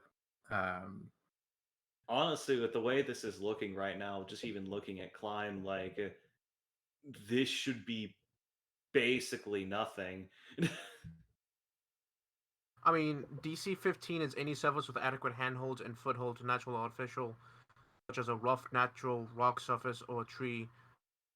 unknotted rope or pulling yourself up by dangling from your hands, which we can knot the rope to make it easier to climb. We And there's also can add little things to help decrease that DC. there's also the fact that we're climbing against a cliff face, so we'll have plenty of wall to work with of climbing up the rope if we need to.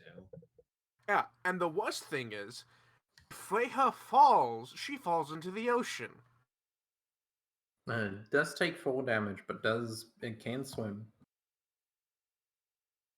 The main thing is that falling would be like a really bad thing. Yeah. I mean, yes, you take fall damage into the ocean where she can breathe underwater. You know, Not like she's gonna drown. when I was exploring ships as a kid, I saw that a whole lot of their shit had like ropes that were crissing and crossing everywhere. Could we use something like that? Yeah, if we make like a net of webs, net of ropes, excuse me. Yes, we could do that. You are very capable of making accessibly climbable rope. That's what I'm saying, is that we can do little things to make it much easier. You can make that rope a DC 5, depending on weather conditions. We could basically make this DC non-existent if we wanted to. That's what I'm saying, is that we can do this. I'm looking up the price now. All right. This is the plan we're agreeing upon. Any objections? Anybody saying no? Because I did have the other thing of like we could also have Illyrium after setting up the ropes set the nearby thistle thing on fire, because we do have like a scroll that she can use that, because we know she can cast big spells. So wish we would take in sorry, swords. Wish we no, go ahead. Carriage. The carriage. I mean, here's the thing. What is not a boat but a sea carriage? Boats suck. Who would ever write a shanty about being on a boat? Sea shanties are very common. So, I have a question. Out of character, in character. Do you want to skip much of the early part of what the adventure assumes you're gonna go? Because that sounds fun, and we can absolutely do that. I mean, we don't speedrunning this again. Listen, we don't level up from XP, and we try to go over land, and then you were attacked by boars. So, like, if we just take a fucking boat, no, they're not gonna look out for a fucking boat. They're goblins. What are they gonna do? How tall is the castle from the water? Shrugs. It's probably a fair bits away, but like we can probably do it. Well, what I was thinking, it was like, it's probably high enough that arrows are out of the range increment, so that even if they started shooting at it, it wouldn't be a problem. You could just throw away. And also, if we go at a specific time, then guess what? They're not going to be watching the fucking cliff face for anybody. Nobody's going to come from the cliff face. We will have to go at least partially on land to get the fire ready, though. Well, no, yeah, and that's why we have Illyrium. Illyrium can easily fly the ropes up and then also just go across, set the thistles on fire, big goblin fire. Goblins go check out the fire. We climb up while they're distracted. And fair. Also, Illyrium can turn invisible. Mm-hmm. So, like, yeah. She can eat. Here's the thing: if she's somehow caught, she can literally just turn invisible and go away and fly away. And we should just let her do it for us. Yeah, no, that is what I was suggesting. We can literally just get her to. No, I mean her do all of it. Yeah, no, yeah. You know what? We could. Yeah, no, and then once we get up there, you know. No.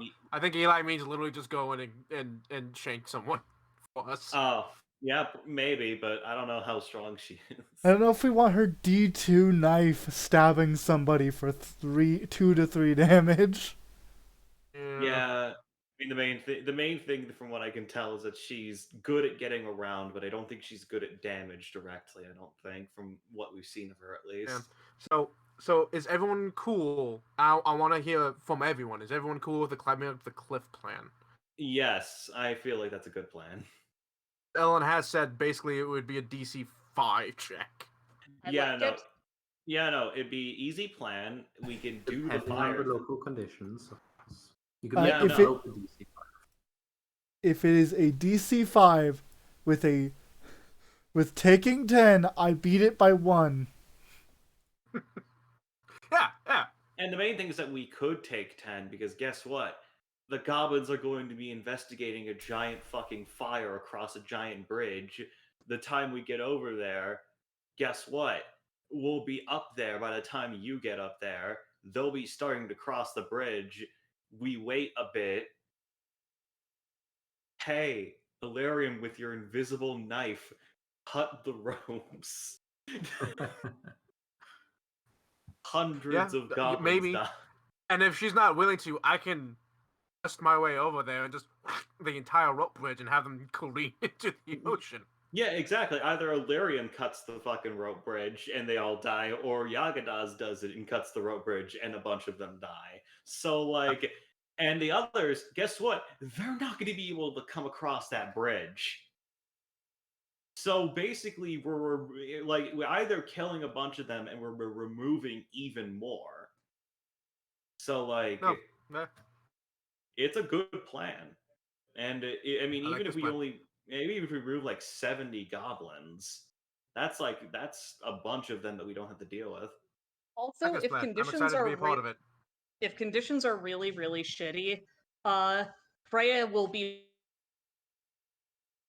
just tie the rope around her, and she can probably tie it around herself better. Yeah, And no, then Bacchus honestly, can work to heave her up. yeah, no, honestly, we could do that if we really needed to, of just tying a rope around her and we all four just start fucking heaving and hoeing her up the side of the cliff. I think it would Heave! be We could mostly do. Pontus, but Oh. fair. Heave! Oh. Yeah, no, and here's the I thing. The would main not. thing is that she wouldn't be sitting there. She'd be able to like grab the cliff face as we pull her up. So like it should be easier. And if we because 50 feet of rope is 1 gold, we can buy like 1,000 feet of rope and just make a monkey gym of rope to climb up. If she falls, she can just grab on to the ladder of rope we've made to catch us. Sounds good. You know what, folks? Fuck it, we're speedrunning this. Let's do it. This is great. I love this plan. So, Alright. Ellen, So stupid, I love it. Oh, you really wait, want to- we can call the I'm sorry to interrupt, but we can Please. call the group Dungeons Done Quick. DDC. DDQ. Alright, DDQ. So here's the thing. We'll have to Are think we of something we it actually means out of character. would we be bringing Aurelium with us to the dungeon as a whole, or just letting her light the fire, cut the bridge, and then leave? Our That's alright, plan, I think. the Probably plan to bring is, her in. yeah, her plan. We get her to tie a rope. We make her set a thing on fire. She comes back. We climb, and if we can get up there quick enough, we'll just have Yagadas cut the bridge. If he isn't fast enough, then we just get her to cut the bridge because she can literally fly. so I did give you some achievements. That's what I mean. If we want Aurelia to do that and don't bring her into the dungeon as a whole, we could bring Amiko, who we know Yeah. has levels. Yeah, no, exactly. Yeah, no, we could bring her as well. Like honestly, Or this is a Amiko or decent- the blonde elf. I don't know what the blonde elf can do. She's a hunter, survivalist, mercenary. Yeah, that could be useful. She could probably sneak around. Does she with use a and bow? eat. Yes, she does use. She a bow. could cut the rope Yeah, from I a remember distance with her bow. Fucking Yeah, Breath It's of a the no. hell of a Wild. trick shot, but that'd be awesome. Yeah. No, and then the main thing is that Zek and her are probably good at sneaking. So if we needed the two of them to just sneak into the fucking base, Let me give you the handout for her. You can see her art. By the way, do we know what levels like Ameko has and stuff, or like not levels, but what she does? Yeah, what's her deal? Yeah. I can tell you her levels. She is a aristocrat, bard, rogue.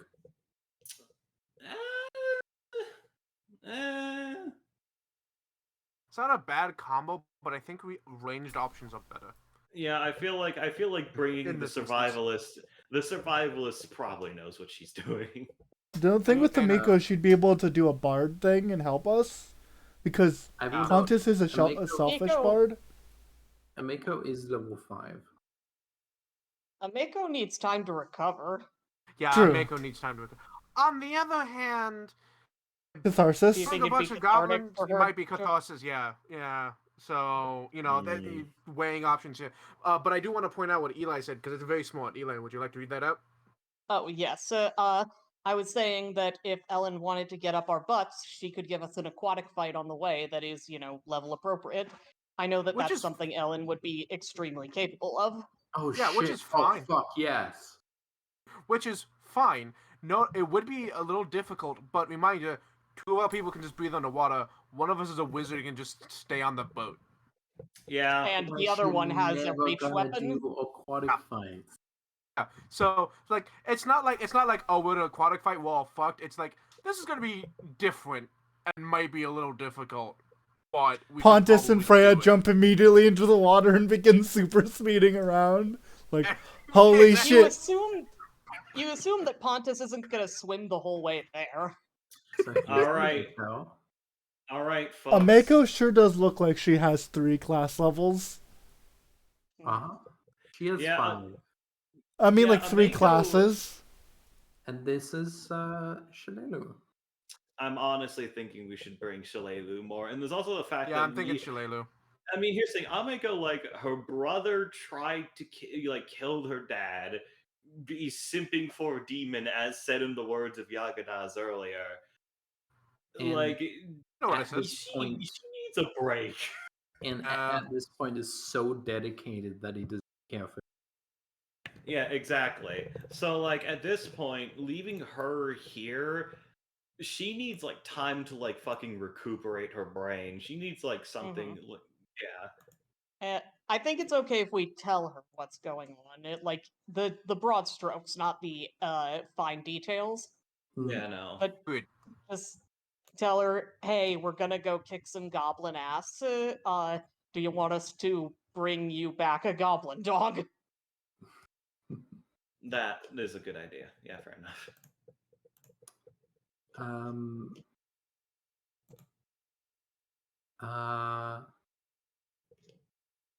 Let me think. Do you tell her that, like, at some point between today and when you do it? The plan? Like, ask her if she wants anything. Yeah. Pontus is basically gonna say, I imagine that we're all like sitting on the floor of the Red Dragon Inn, or whatever the hell it's called. Rusty Dragon, that's it. Tying ropes together, and Amika's like, what the fuck? And then we explain it and basically just say, we're going to beat the shit out of the goblins your brother was working with. Do you want souvenirs? She tells you,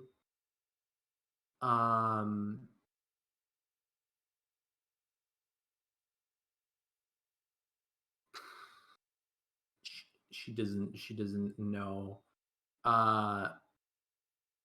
She thinks a little bit. She says,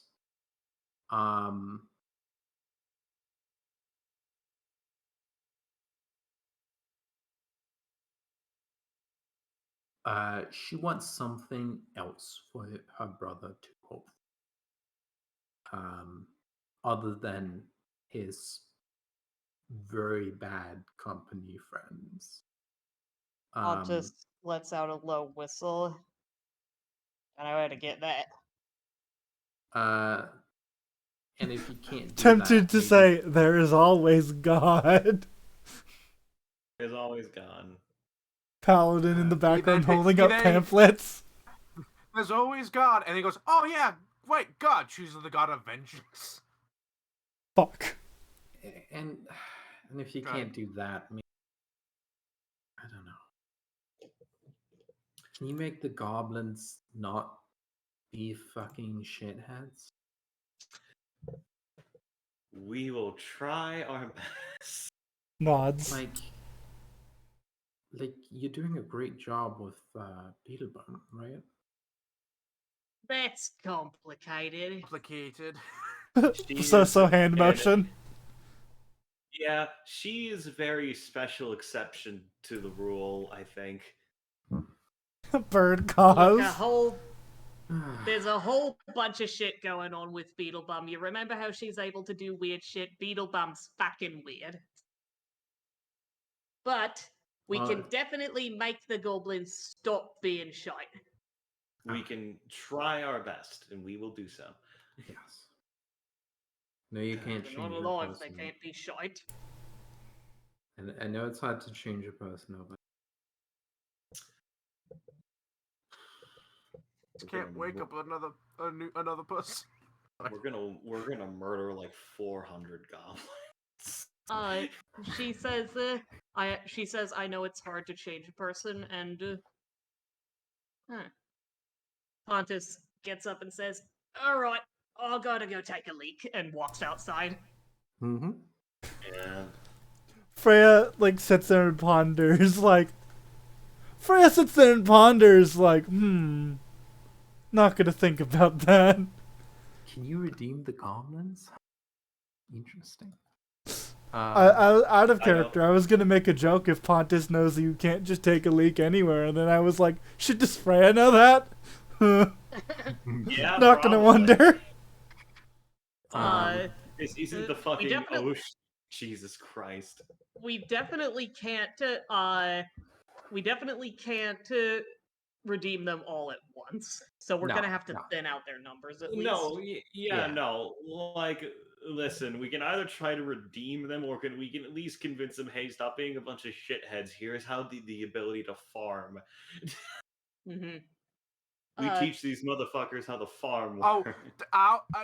our little escapade here is the reason they're not terrible people in Pathfinder 2. Mm-hmm. We teach them how to farm. Pontus is. I actually want to do a little scene with Pontus because Pontus is not actually peeing. Really? I would say now that I had a scene I wanted to do with Enzek sorry. as well. No, not right now. I literally later. But if we're like stating out that there are scenes that we want to be done, and that out there as Okay. well. Very good So point. have fun.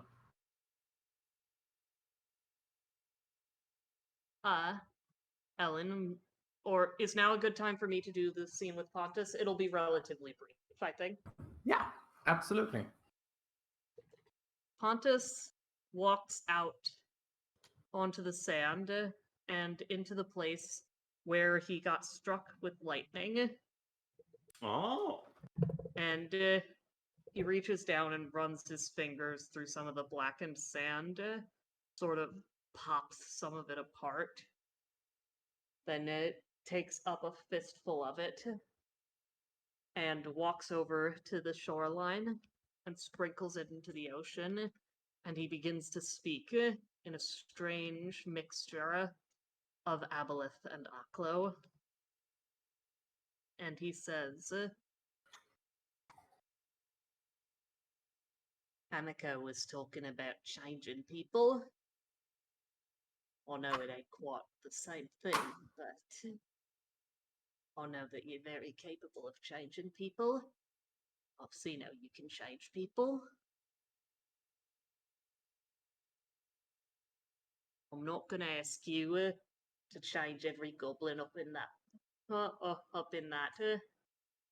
castle thing.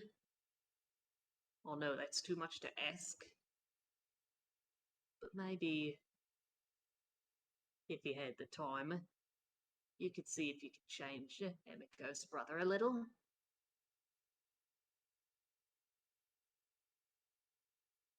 And Pontus will pull his jacket open and wade into the water so that the very top of his scar, every bit of his scar, is in it.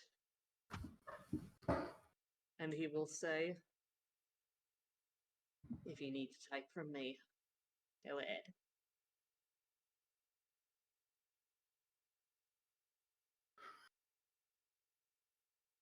What the fuck? Okay. It's Fucking okay if deals you're with not. Eldritch gods. You're not. You Uh, don't have to do anything with it. Pontus is just sort of doing a ritual. It's like Yeah. it's like praying. Yeah. I mean, you are asking some folks to do some stuff. Okay. Like I said, you don't have to do anything. Pontus will stand in the water for a while, and then, if nothing happens, do you want anything to happen? Pondus, you miss a few minutes. Miss a what? You miss a few minutes. They took your Ah. memory. All right. So Pontus just blinks, and suddenly the moon's moved a bit in the sky. Yeah. Pontus will nod. Does he seem to be covered in blood or anything? No. And say, "Thank you for everything you've done for me." I The hope that. water does smell a little. Mhm. I hope seem- that. It Sorry, go seems like you wet yourself. I mean, that's possible, yes. Pontus will briefly go for a swim so that he only smells of seawater when he gets back. Mm-hmm. And he will say before he leaves, "Thank you for everything you do for me. I hope that what you've done for Freya makes her happy too."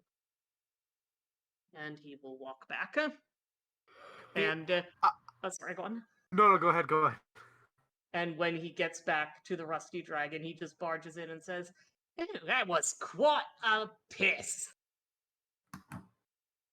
I imagine Ellen just has a little post-it note, makes another little next to a couple other ones. At the end of this campaign, we're gonna get royally fucked by a couple Eldritch Yes. gods calling in back all those favors. I hope that Pontus is the one who gets fucked there.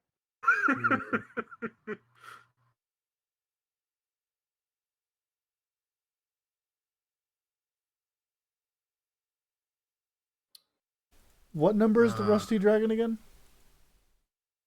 Oh, It's right. down southeast. Let me find it. I think it's 30. It's like, I think, 38. oh, okay, it's like somewhere here-ish. 38, 37, something like It's 37. Okay. Okay, Yeah, cool. okay, I was close. actually right. I just want Yeah, to I move looked my at the token shape of over it. I was there. like, I think it's 30. It said 38, but then I looked at the shape of it and I was like, it's probably 37.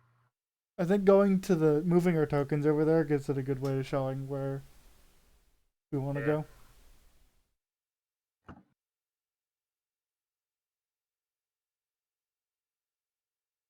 But yeah, that was what Pontus wanted to do.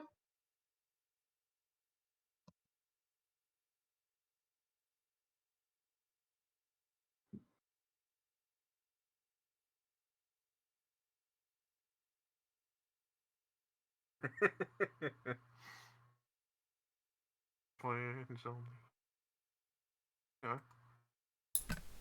Here in my world now, not you. And I And got I got friends on the other side. side. It's a little out of my range. Okay, let's be honest, it's a lot out of my range. It's David Keith. He's got a voice. Yeah. It shouldn't be ashamed though. It shouldn't be ashamed though. Like, where is William? Oh, she's on the shoulder of Zach. Zach. Who's Long to watching draw. us while? Yeah. Who's watching us while we You move over there. Sorry. Who's Also, watching drag. us while we do this in the Rusty Dragon?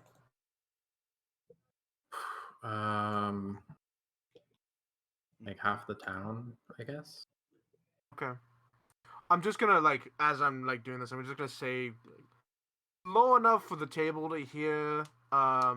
Just gonna say is Aurelium gonna be sleeping in our room? Not in my room. No, because before Aurelium, Beetlebum wasn't sleeping in our room. Oh, I don't remember where they were sleeping.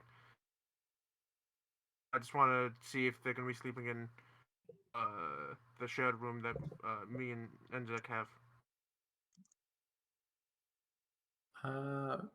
Beetlebum was sleeping in her own room. Yeah. Okay. Cool. Do you wanna look at sleeping arrangements? No, because so so we all come to that agreement. Basically this was if Aurelium's gonna be sleeping in the same room as me and Enzek, I'm gonna have this scene here. If not, I'm gonna wait till we go to bed. I think she wants company. She's gonna at some point turn into Beetlebum. You know. Yeah, but when we go to bed, Yeah. she's sleeping in her own room, or I don't know. She wants company. So specific. she is afraid and wants to sleep in the same room as someone else that she knows. Okay. In that case, I would like to have a scene with Enzek.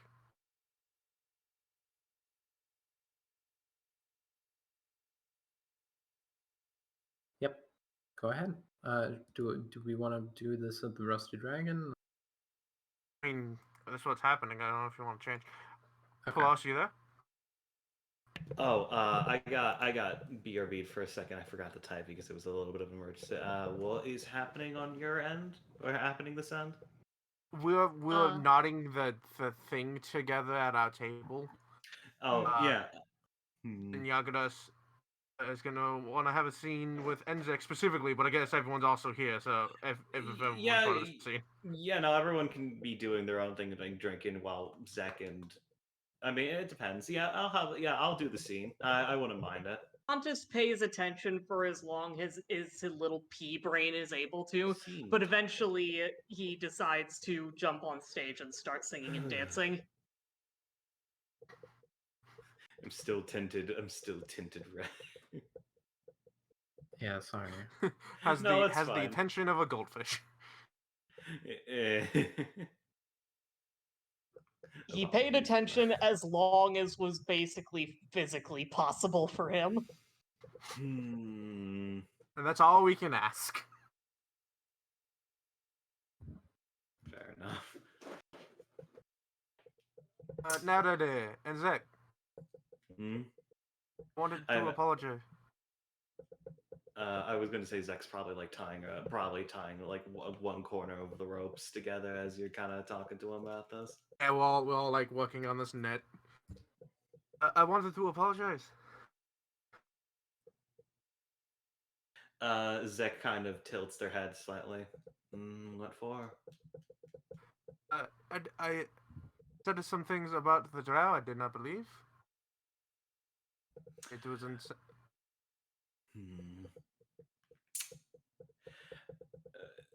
Zek kind of waits for you to finish up. do not believe it. I thought in the moment it would help the situation for all it did. And I apologize for what I said. I can say this right now that I am definitely more of the exception rather than the rule. So you probably I can't really fault you for it. But I do not believe in the first place. believe everyone has the possibility and chance for good, no matter the culture they are from. No, that's Way too French. fair. Huh? Going way too French. You went very French very quickly. I'm sorry. It's hard. It's really hard. It's really hard. No, yeah, you're fine. I get it. I keep making It's- Pontus sound like a London street urchin. The main thing, because like New Orleans is like half French, half Southern. so yeah, it's like Really it's like hard to finding keep that, like, balance. yeah, it's a very delicate balance. I guess that is. I mean, I also believe in that to a degree, though. When it comes to Drow, they have a sort of might makes right mentality, and as it turns out, that's very hard to get rid of.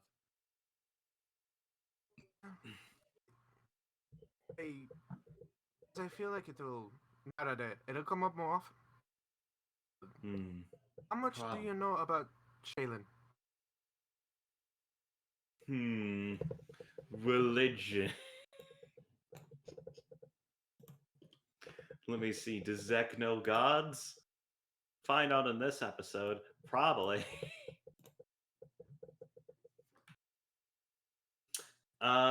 That's Alan, when you say that's probably like enough to get like a cursory knowledge. Oh yeah.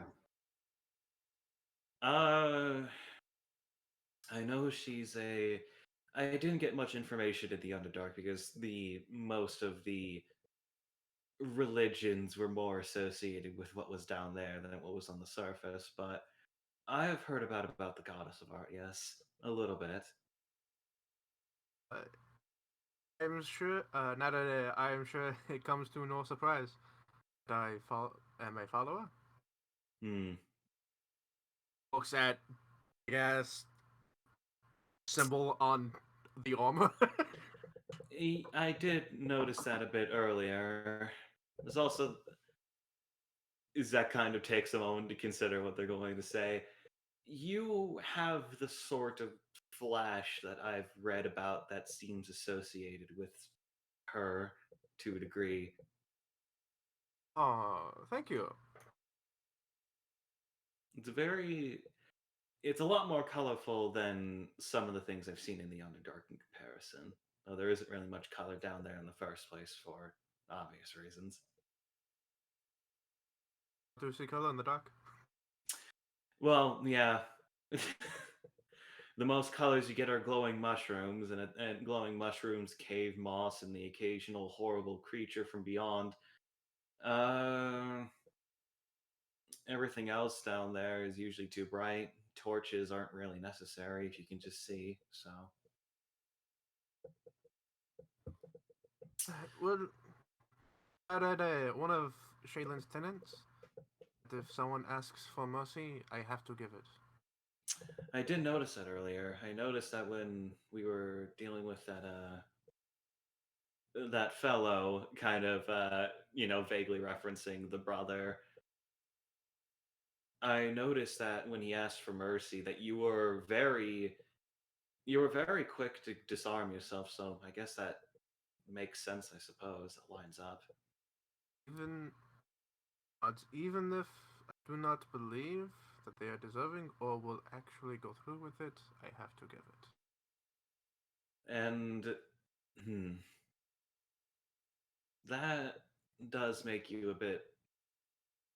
That is. If they turn around and immediately stab me, I can stab them again. Well, of course, at that point, then they're just betraying your trust. Problem But is, if they call for mercy again, yeah. It's. I mean, honestly, it's a hard oath to uphold. I must imagine. I mean, on my part, I tend to be less driven by code, so to speak. I'm if someone was genuine in their willingness to surrender, then of course I would lay down my arms. But you fool me once, shame on you. Fool me twice, shame on me. At that point, I suppose. unreasonable. But and this is at the table. Everyone can hear this. Yeah. So, this is the reason why I did not. It's Aurelium. He had asked for No. mercy. And When she was Beetlebum, but she was Beetlebum, which means she asked for mercy. Technically, I could have fought her without breaking the oath, as she was being aggressive, but he had asked for mercy once. There's no need to apologize for doing what you believe is right and following your ideals to the end. And honestly, it might have been a good. It honestly was a good move on your part. I think we gained a friend out of it, and she was a friend before, so Yes, I wanted to apologize. So, thank you for listening. it's no problem. It's just usually for me, I kind of live on the rules of if someone's willing to attack me and I give him a chance to stand down and we both agree, and she didn't do that, and she hasn't done that, and I hope she won't. So they're saying this quietly to him at the table, obviously not trying to alert Beatable or Lyrium. So Yeah, that's why I asked if Aurelium was going to be sleeping with us, because if she is, if she isn't, he wanted to have this conversation in the bedroom, because Aurelium's not the smartest person in the world. If she betrayed us, she could use that against him. Yeah. In all honesty, here's the thing, having to go through the Underdark, you learn very quickly that most people can't be trusted, and that probably gives me a bit of a different outlook on how things work, but I respect what you did. And in truth, some people can't be trusted. This is true. This is true. Nor should they be deserved to be trusted, but There's a reason why it is how it is. Anyway. Oh, goodness. Hey, but what time are we? Also, what time is it when we're tying this thing together, by the way? Because I assume we also do need to sleep, by the way, because, like... Yeah. Yeah. Hmm. The way because won't we attacking at night? I thought we were going to attack like early in the morning, like we were going to sleep, wake up early, and then we were going to go over on a boat, and then like in the middle of the morning, since that's what they do. I was going to say there is one thing about this plan that is a bit unfortunate on my part, and that is the course of the fact that everything I do is a bit unpredictable, not consciously, but so when I wake up tomorrow morning, I'm likely not going to be able to do the same things I can do. I don't really. Mage.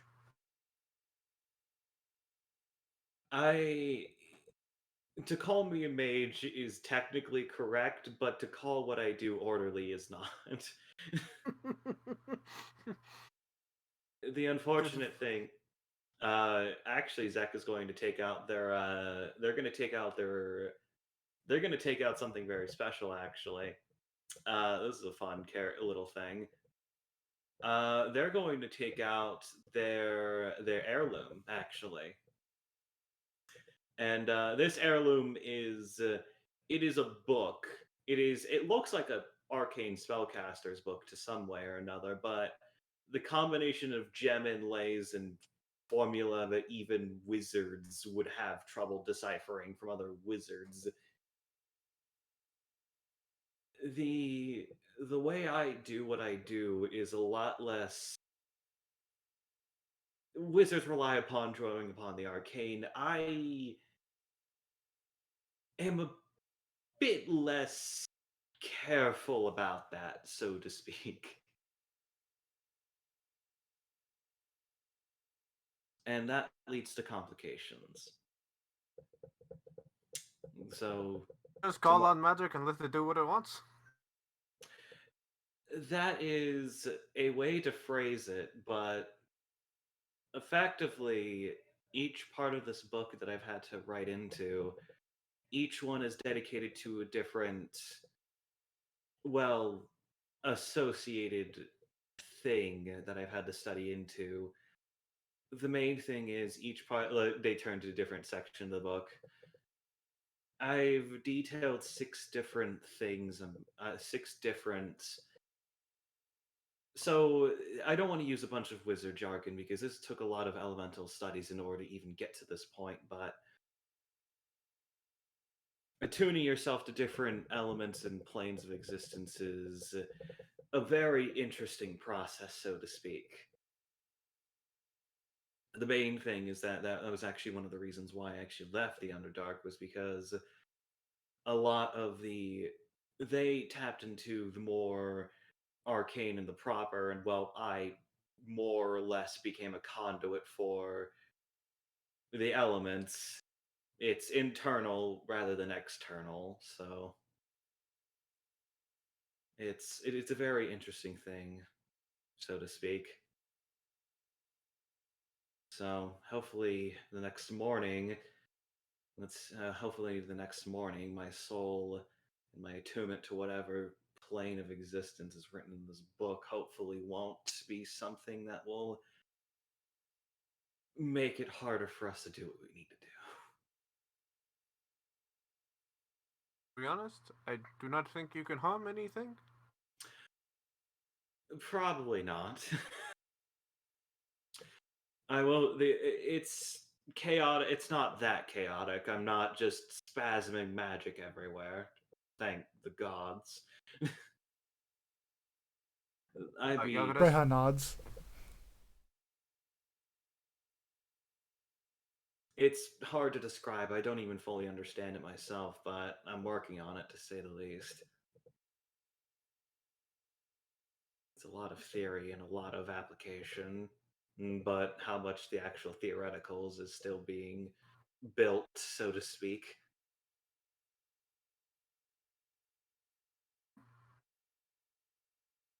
Interesting. Hmm. Anyways, I was going to say, you want to call off the scene, or Oh, yeah. Yogadis makes tea for everyone and flags down whoever's actually serving people to get Pontus a beer. we get Pontus beer, we get tea, we go to sleep. Pontus gets the beer, takes the tea, pours it in the beer, shotguns it, goes upstairs, and goes to sleep. Yeah, that's fair.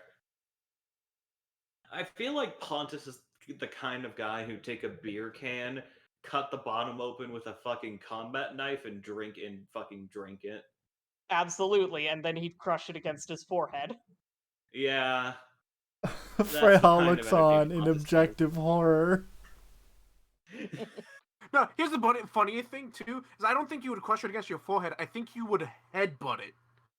Yeah, no, you lay it I on mean, the yeah, I table. guess that's a slightly different different Yeah, no. action.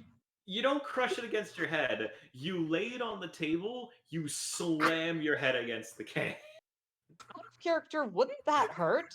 Am I Yes. just sensitive or Pontus is however, okay. Pontus is a monk. Pontus Yeah. has the ability to punch things with his It wouldn't fucking hurt face. Pontus. I'm just wondering about humans who do it. Yeah, it would no, hurt. it would. Pontus just wouldn't give a shit.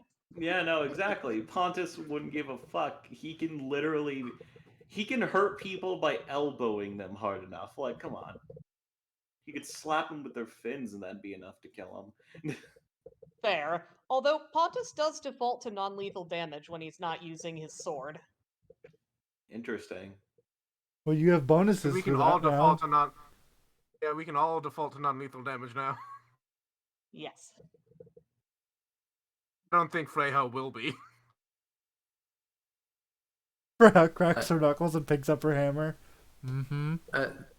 Eli, you should talk with me after the session to get a bonus on stuff. I have a good idea. Oh, sure, I guess. But you've The already keep- given me a lot of shit.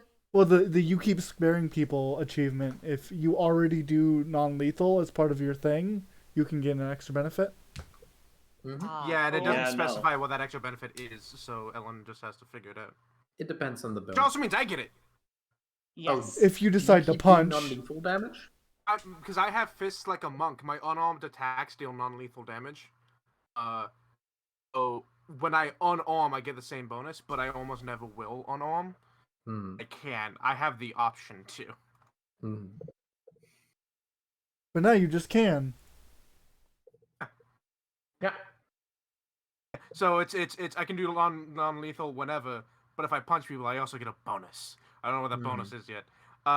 Notably though, I don't have to show mercy unless they ask for it, so I don't have to do non-lethal. Yeah. Everyone drag yourselves to your sleeping rooms. Pontus doesn't have to do non-lethal either. He just defaults to it, and yes.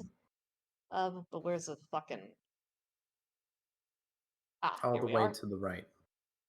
Thank you. Boop. Oh yeah, those are bunk beds. Yep. I'm just gonna take one of these. Has Zek ever been on this map? Is Zek over there? Yeah, Zek's been here. Whoa. Zek's Yeah. all the way to the right. Okay. Yeah, no, I'm all the where the hell am I on this map? I don't see Zek, but I know Zek's been I'm on this just map before. invisible. There's Zek. There you go. There we go. Whatever room is available, I think it's probably going to be one of these ones over here. So just.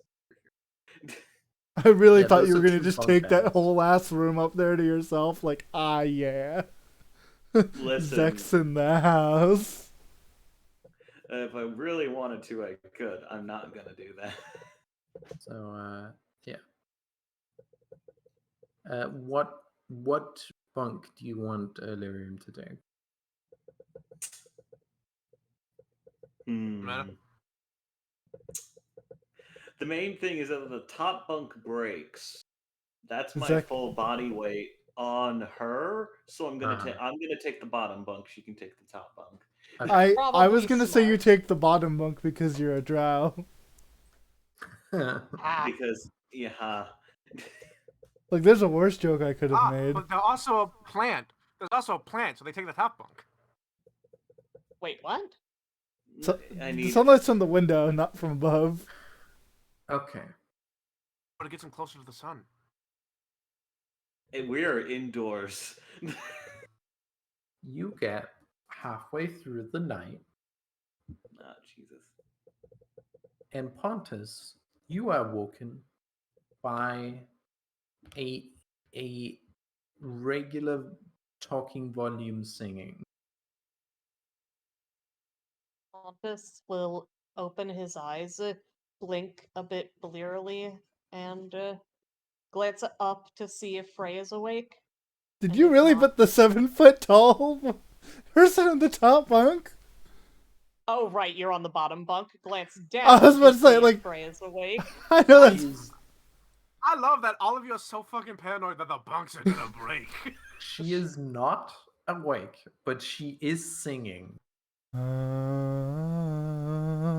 Pontus puts a hand over his mouth, and he just climbs down to the floor, sits on it, and listens. Okay. It slowly climbs in volume. Freya, what are you dreaming about?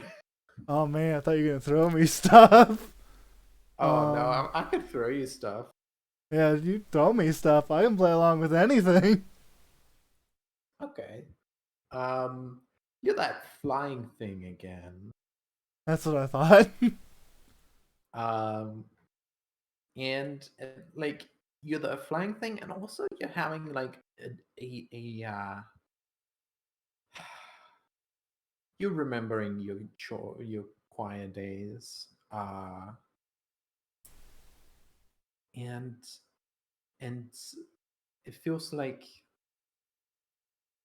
like you are flying up through the almost like the sea of air, through the clouds of, wow, that's strange, and then further up, and like you're really far above, and you can see, I mean, what do you think it looks like from that? What I see in the water below. Yes, but also like, do you know about do you know what the horizon is like from up there? I don't know if Freya has never been high up in any regard. Hmm. I mean, she's used to what it looks like underwater, where like the sunlight dances across it and like it gets really colorful. Hmm. So I imagine for her it's just very calm colors. Hmm. It's a it's a horizon. Is it sunset, sun up? Like It's well, you can't really tell. it's just like a mix of colors then. Yeah. And you look around and you see distance, and you keep flying up and up and up and up, and As it's she's flying almost, up, for some reason she feels her throat get sore. She doesn't know why. yeah, and um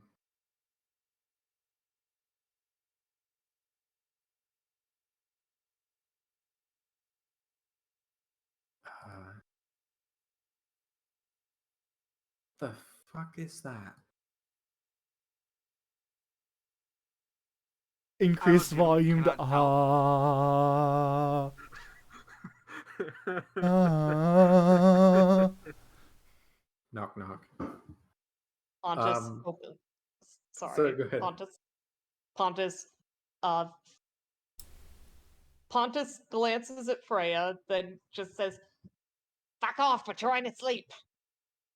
Ah. So is everyone else.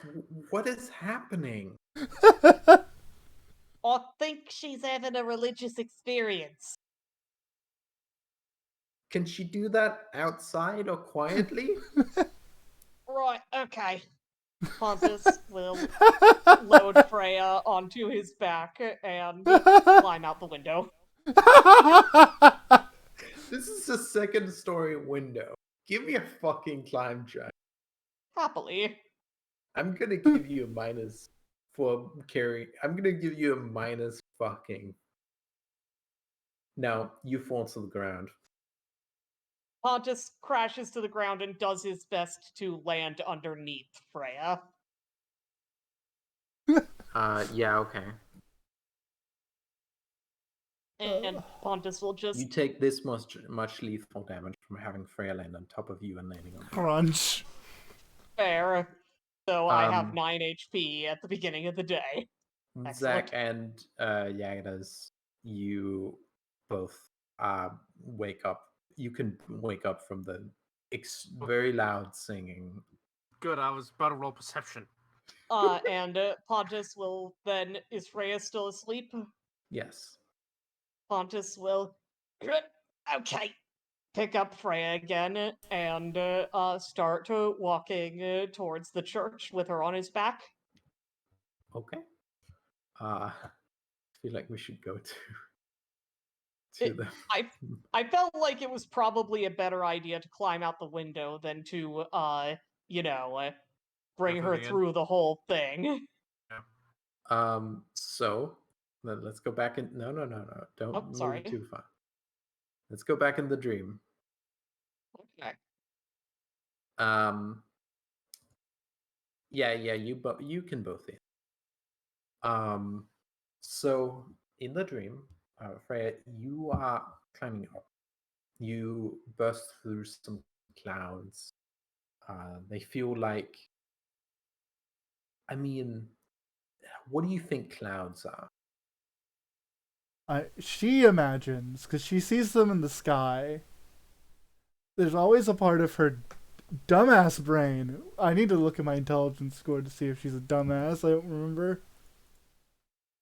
Intelligence 12, so she's not dumb, but like, it's not dumbassitude. It's mostly just the part of her brain that's so used to being underwater.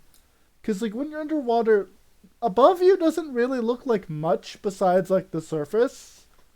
Mm. Especially when you're in the ocean and there's not much up there.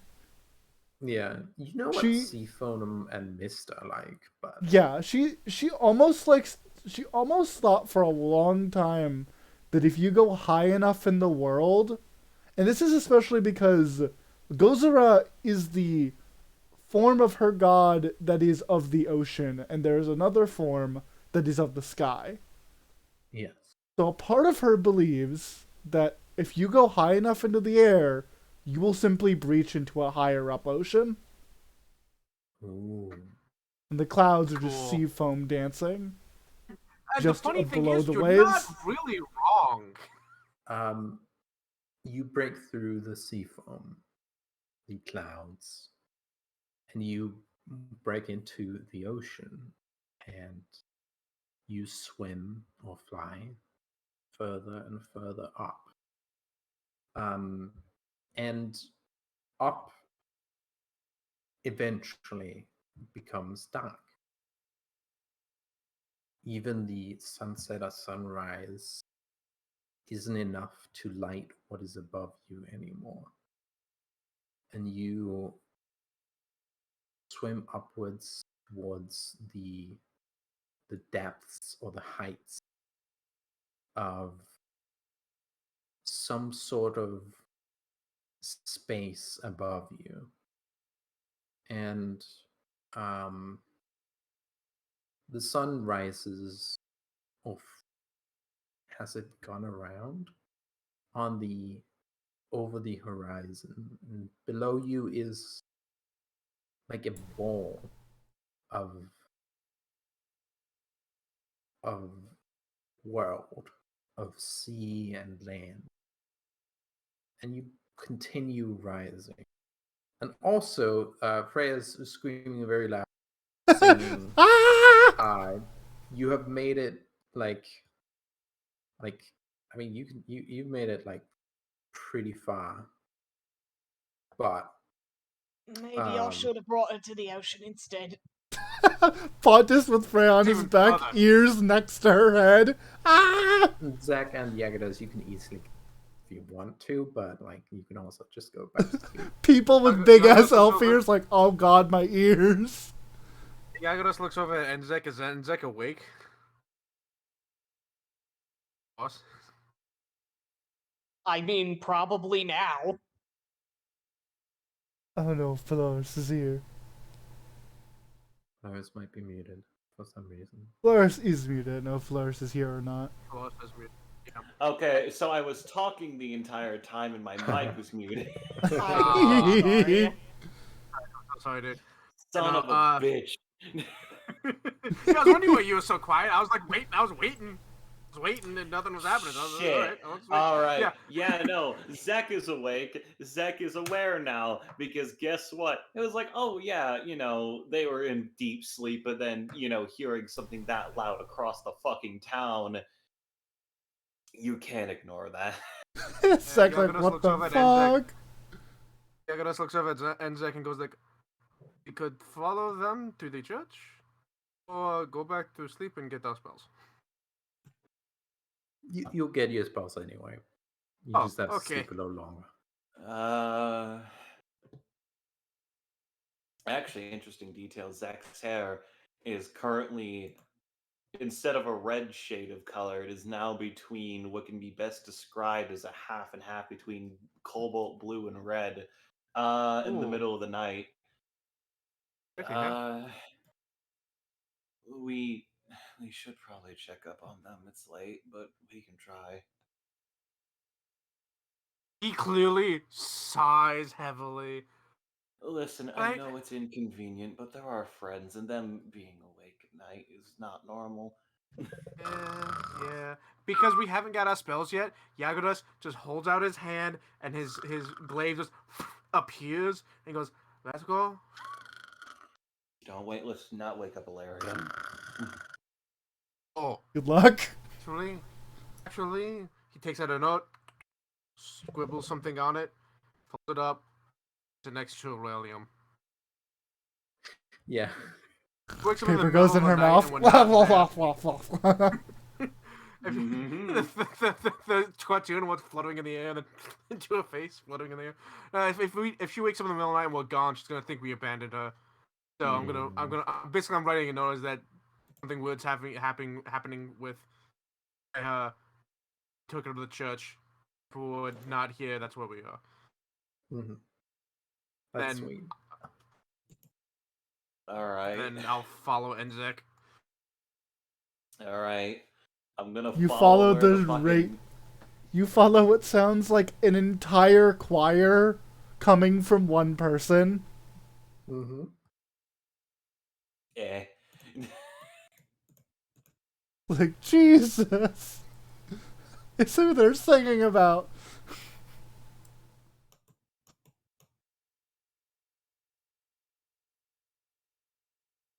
They're probably further along as we travel down. So, like, unless this is the church right here. Yeah, No, but the church Pontus is is up actually here. slower.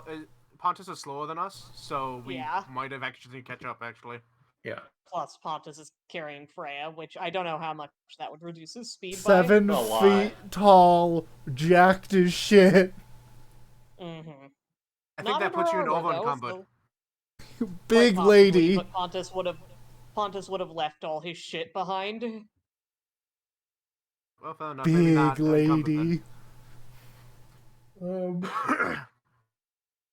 Yeah, you do catch up. You see Your ears Pontus hurt? carrying the screaming Freya.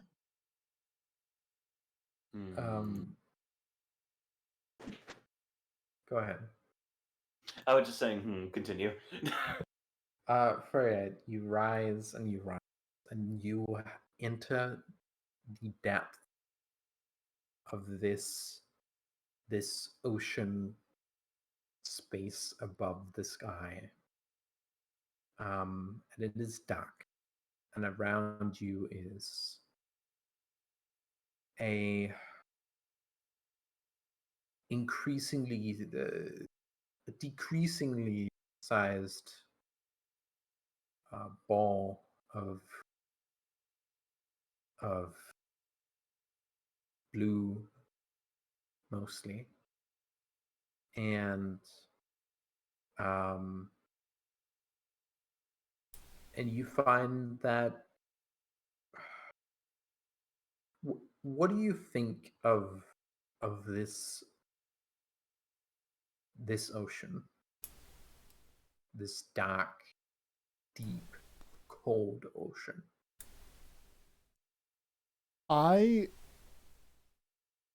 So, out of character, we know what stars are and how they work. Yeah. In character, I don't think that's how that would work because it's relatively fantasy and like medieval times. Even then, I think Freya is kind of surprised by how You are being fed new information. It's a Yeah. fact here. she's kind of surprised about how empty it is. Because she's looked up at the night sky since breaching the surface of the ocean. She's looked at it before. She's breached to the surface. Mermaids can breathe over water and have that thing about sitting on rocks. So she's been up before and looked at the night sky, and she has seen stars many times. And much like how she saw clouds as sea foam and mist, she almost thought of as the stars, deep, sparkling sea creatures. Almost something to be afraid of, because when it gets dark enough in the ocean, creatures begin to glow as a way to pull in prey. But even then, that's not what she's interacting with. She's interacting with something even more terrifying. A deep, deep darkness with nothing around. Where all there is screams that she knows is there, but she can barely hear. Yeah, and it is song, um, and it sounds familiar. The song sounds familiar, not in like who is singing it, but also in like what the melody and lyrics are. Um, and this ocean is so much larger than the ocean you know. This is a thing that you know now. That above the sky is an ocean so much more vast than you can comprehend. Mm-hmm. And you continue upwards until the the planet you came from is just a small blue dot.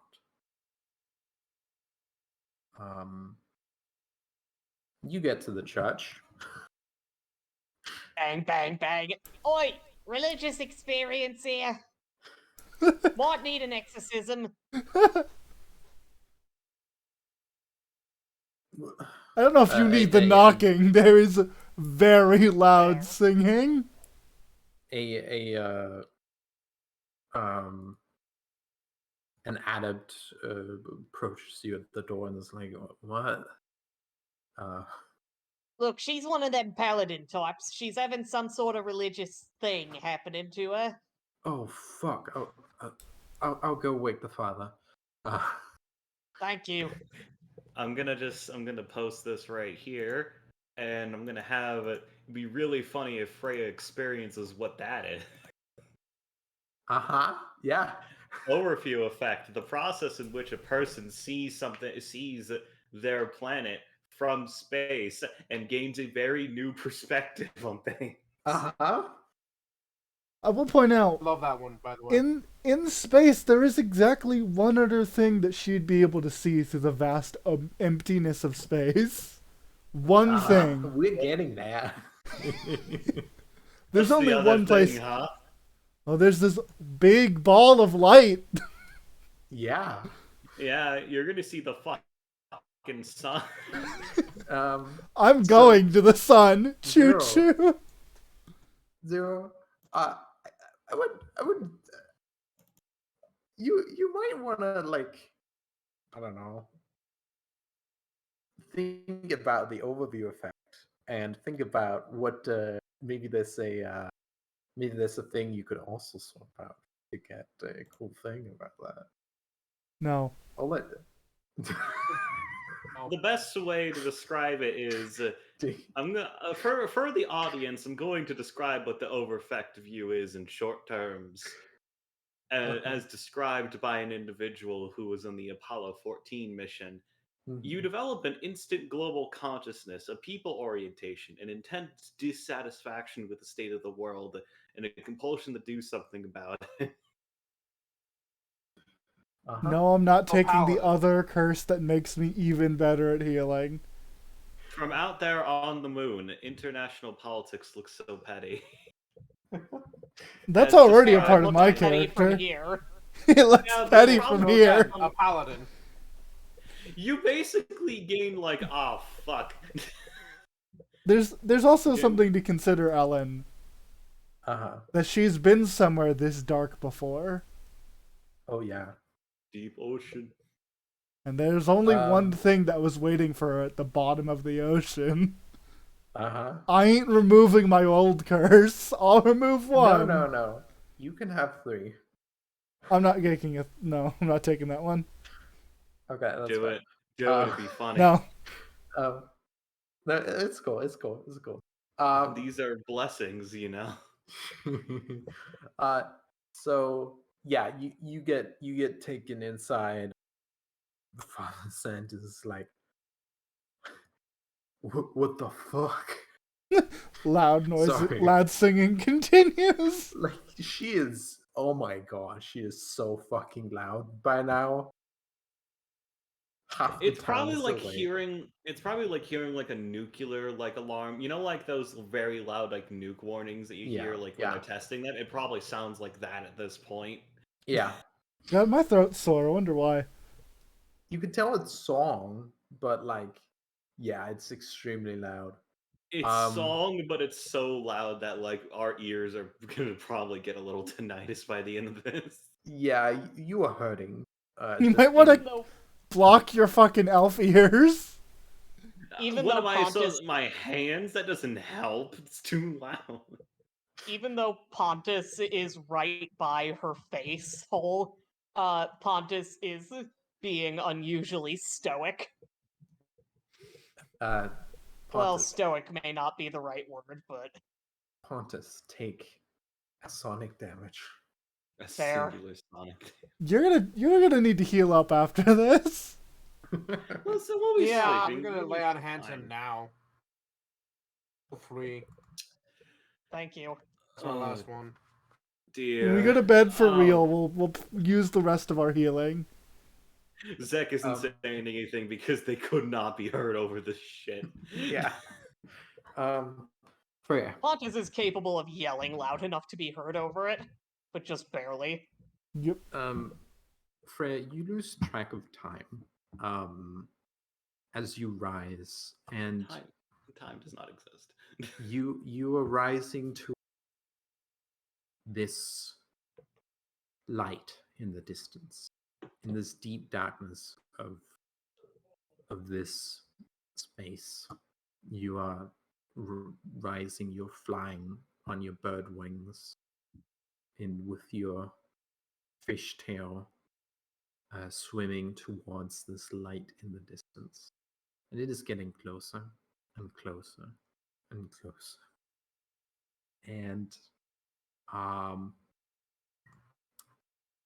it is very big now, but it is still very far. It is unimaginable how huge this thing is. This light. And as you get closer, it almost it starts to fill your vision in a way that is a little uncomfortable, but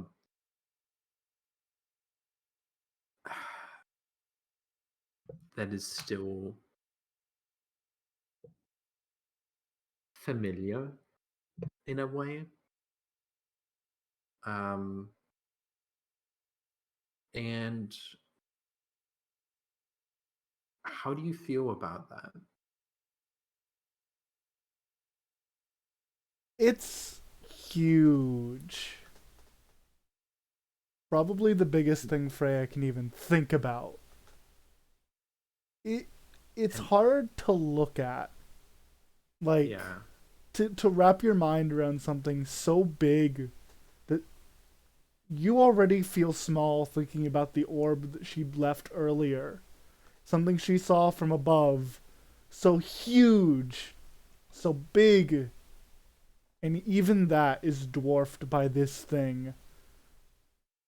So big, and heavens above so fucking bright. And it was so small, so not so long ago. Like, Mm-hmm. I think it was like the size of the sun in the sky. And then it just, in the, like, you got closer and you got closer, and at the depths of this ocean, there was this light.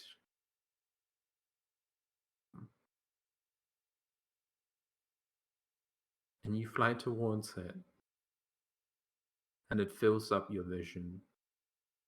There's nothing but light. And you fly into the light, and there's nothing but light. It feels a little toasty, like it is warm, comforting,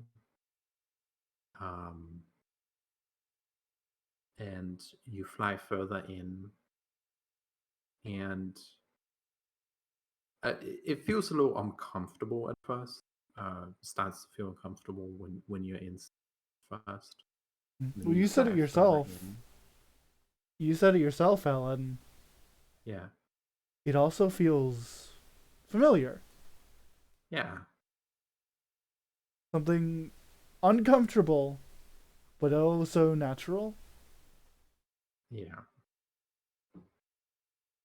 And you fly further in, and it feels like there's only, and your eyes adapt, and it is like a sea of light, of fire.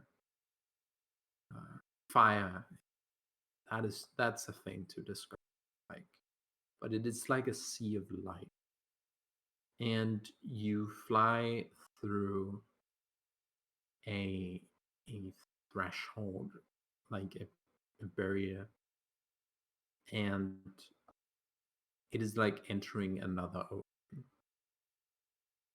and it becomes a little more comfortable. The temperature is nice. It's almost it's a lot better, and you continue rising.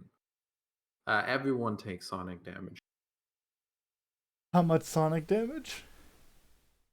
Freya, you're fine. You know, but how much for everyone else? 1d6. Yeah, let me roll it. Let me roll how much yelling I'm dealing to my friends. Fucking roll a Enough. 6, I swear to God. If you're 4. all 6, yeah, that's pain noise. The church has been evacuated. The church has been evacuated. Hey, You might have. you know what I do? You might have killed someone with that. You Okay. might have killed a very old woman with that. Okay, Um, you deal. We take 4 damage, and Yagoras immediately like fuck this, and goes into his bag, which he did bring with him because he doesn't know what he needs, and he pulls out a block of clay. He's gonna peel off 2 pieces and stick them in his ears, and he's gonna peel off 2 more pieces and give them to Pontus, and then sick, and anyone else who's still near us gets more. They, Pontus actually doesn't put them in and just sort of starts playing with the clay in his hands, and he's staying relatively close to Freya. they put you in a room and they're starting to sound. There's a will sign take of a block. boards being hit on. Xandis will take some clay and will also like Yeah. do a channel no. energy. Jesus. I'm gonna look at this. Jesus You should have like at least a Christ. d6. Yeah, no, he has a couple of d6. Nice. Good I'll for find the him. stuff. Yeah. Guys, I'm sorry that Freya has become a nuclear warhead. I don't know what this is. A problem. Um, That's what that is. Yeah, he has like 2d6. Oh my god. Fucking This is what sirens. we've been. It looks like Um, I don't know if we're gonna be able to make it to the tower. We're gonna be able to do the goblin thing, guys. It's really late. Oh, I'm sorry. No, that's fine. I'll Fine, we speed it can. up. No, This you don't. it might be a like, shorter do just it. RP session. That's not a bad thing. Yeah, no, that's not a bad thing. That's a fine thing. You fly through this ocean of light, and you feel like things around you are becoming sensible, and more basic. You don't know why, but that's just the feeling you get. And you fly and you fly and you fly.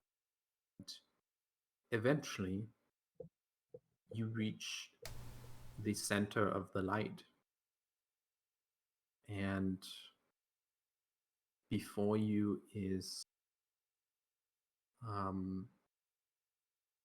like an orb and a halo at the same time, you know? Huh. Do you have anything on that? How do you mean? An orb and like at the center of the light, you see an orb and the halo at some sort of origin of the light.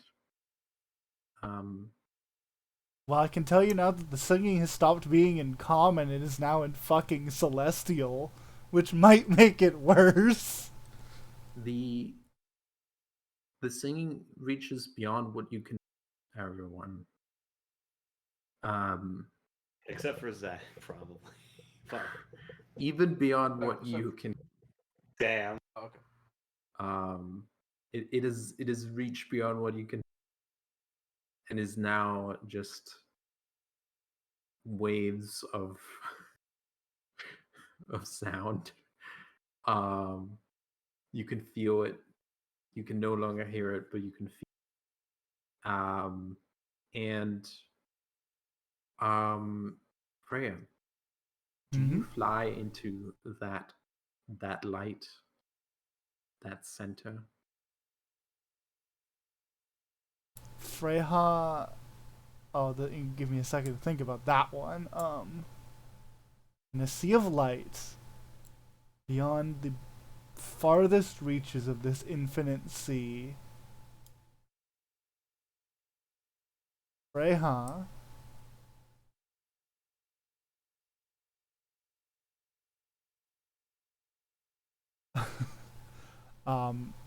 I might need a BRB in a second, but Okay. Freya looks to this infinite orb. She's like in this infinite sea of light at this orb and halo at the direct center. There's just she sees it, and for all she knows, it could maybe see her. And there's an urge to swim, an urge to fly directly to it, like one would do on a trip home, going to somewhere comforting and safe. She wants to, but there's an even deeper part of her that feels like she should turn around. Feels like there's something missing. Feels like she's leaving somewhere. And she doesn't know if she might be afraid to leave. Mhm.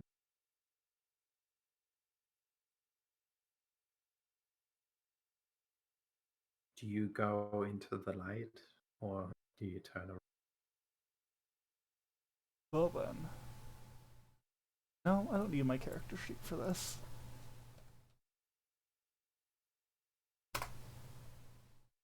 Ah, that's a good number.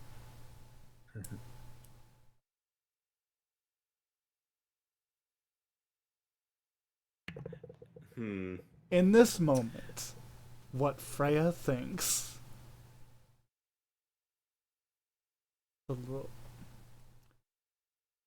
Does she go or does she stay?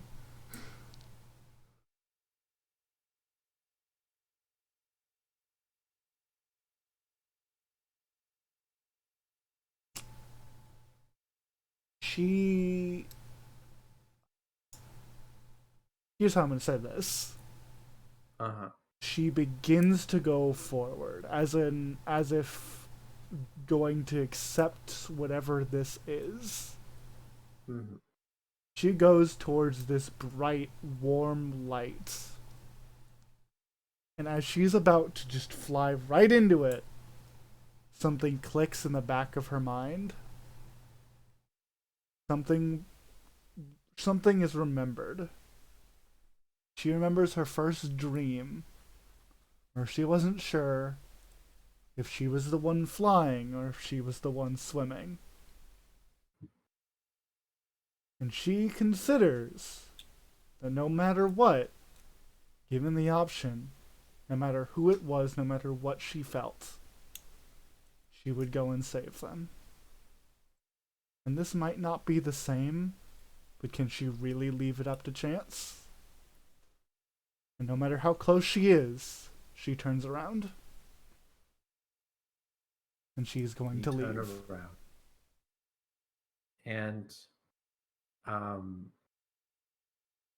Freya's glowing. Oh no. Oh no. Oh, Freya that's has bright. gone nuclear. Oh no. Oh no, that's really bright. Jesus Christ. She bursts It got a worse. light. Pontus is gonna try and run forward towards her. Uh, Oh, you know what's gonna happen? Actually, how much health does Enzek have? what? What do you need me for? I can't do anything you know about what? this. Yeah, but if she looks like she's exploding, actually, Yagodas is gonna like try to grab Enzek and like cover Enzek Oh, himself. At the same time, I'm also trying to like area dodge whatever the fuck this thing is. All of you instinctively close your burn. A big burst of light comes from Freya. Yeah. You, in your dream, it takes a little, but you go back. You go back and fly back to that ocean, back to that little blue dot, that planet, that ocean, maybe that landmass nearby. And you find fish, a fish hopping out of the water. And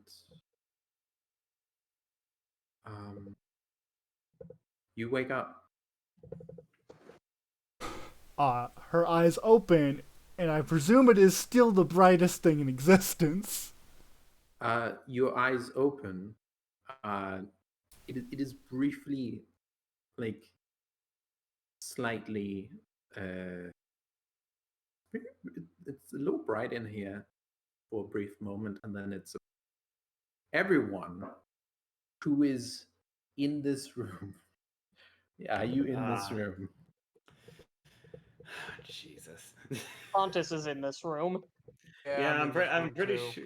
Yeah, no, there's no reason. Each of you roll me a d12, except Freya. I don't know what the fuck this is. I think this is what we call a problem, everyone. I'm a problem. Finger to cheek. Okay. Goodbye, all of your health. You are all healed to 4. Roll me a D, your max HP. Okay. Okay. Can we roll a 1? So a 1D, their HP number. Yeah. I got pretty lucky. Or unlucky, lucky depending too. on what the case may be. I think this is like temporary health. Give me a second. It's taking a sec. Okay. 9.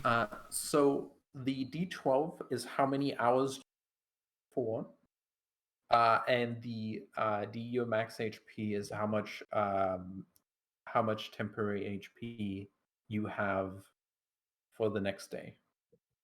Oh, damn. Sick. Okay. I have 13 temporary health for the next 11 hours. No. The D12 is how many hours you're blinded for. And the D max HP is how much temporary HP you have for 24 hours. Sorry, I'll go here blind for the next 11 hours. Well, it looks like our fucking plans are thrown into fucking gear, aren't they?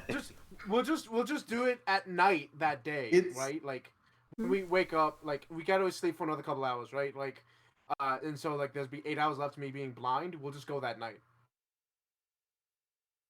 Yeah, that's probably the right way to do it.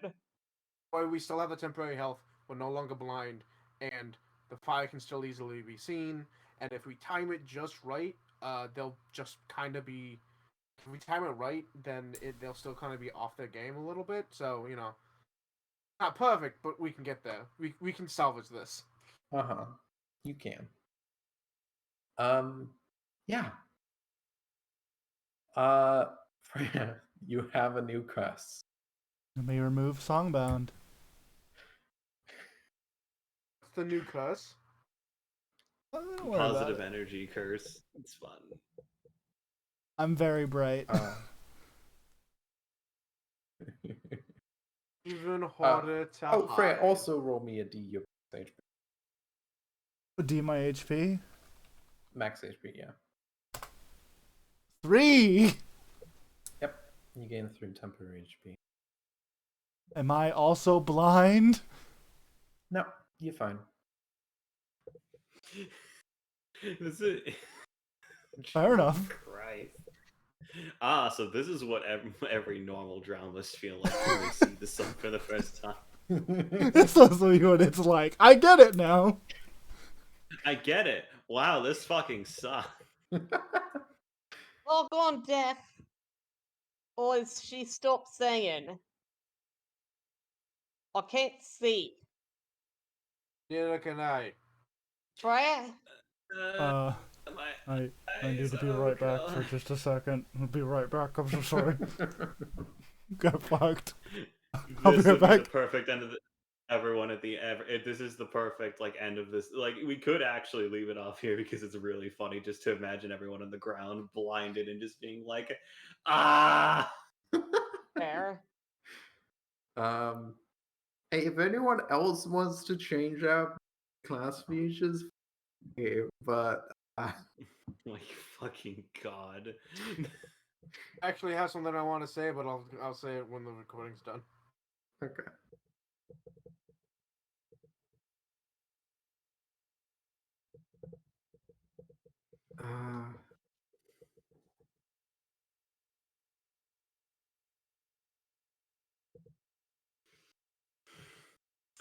Hey, and this is why we can have nice things. Mm-hmm. The main thing is that I was the main thing in my brain I was actually thinking about that was actually interesting was it was like Zek wouldn't have access to any of their powers in the middle of the fucking night. It's the middle of the fucking night because I was like, man, wouldn't it be really funny if I pulled out the time power real quick? Because I did actually pick up one of the time element things that are really funny. Oh. Specifically, the one that allows you to re-roll by using burn on yourself to re-roll someone else's roll. That's fun.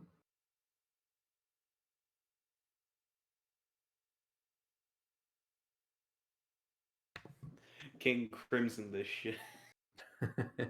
Well, not King Crimson. It's a bit different. Yeah. Anyone understand how King Yes. Crimson works? Yes. Okay. I don't actually know a lot about King Crimson. I just know that there are people who are like don't understand how King Crimson works, and that's a running joke. I'm gonna give you a very simple explanation. All right. Sorry, go on. You're editing a video. Hmm. You recorded 30 seconds of a video. You cut out 10 seconds of the video, but that 10 seconds still happened. The people in the video only saw the perspective of the first 10 seconds and then the last 10 seconds, but not the middle. That's how King Crimson Basically, works. just Zawarudo. Yeah, effectively. That's Well, the main stupid. thing. Well, no. Specifically, the world works by freezing time. The events, the King Crimson works by making time happens, but nobody remembers what happened in the interval. Like the world activates its power, and 10 seconds have passed in stop time, but in the real world, no time has changed. King Crimson says, "All right, 10 seconds have happened. You don't remember the 10 seconds that happened." Why couldn't it have just kept to the bomb powers? Like the That little that mini bomb. crimson. That's not that's King Crimson is part 5. That's you're thinking of Oh, Kira, which is whoops. part 4. Sorry. I'm Hope the so audience- glad. I'm so glad that I just gave Cooper the ability to teleport and no complicated weird ass shit like that. Yeah, I keep it simple and I don't regret it. I mean, listen, the main King Crimson is actually it's very powerful. Unfortunately, it's also very stupid and hard to explain. I believe it. It's I know, very. I mean, yeah. I agree with you. Like that, being able to do anything with time is like stupid powerful. But I'll admit, being able to just teleport is really fucking good. Yeah, no, as it turns out, being able to cut the distance between two places by going to another place instantaneously is very useful, as it turns out.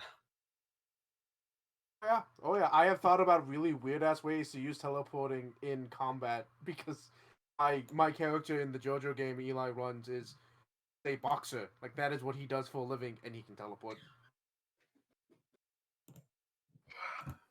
You may be able to know that I prefer giving simpler stand abilities by the fact that I gave your Joseph Joestar just a big fucking cannon.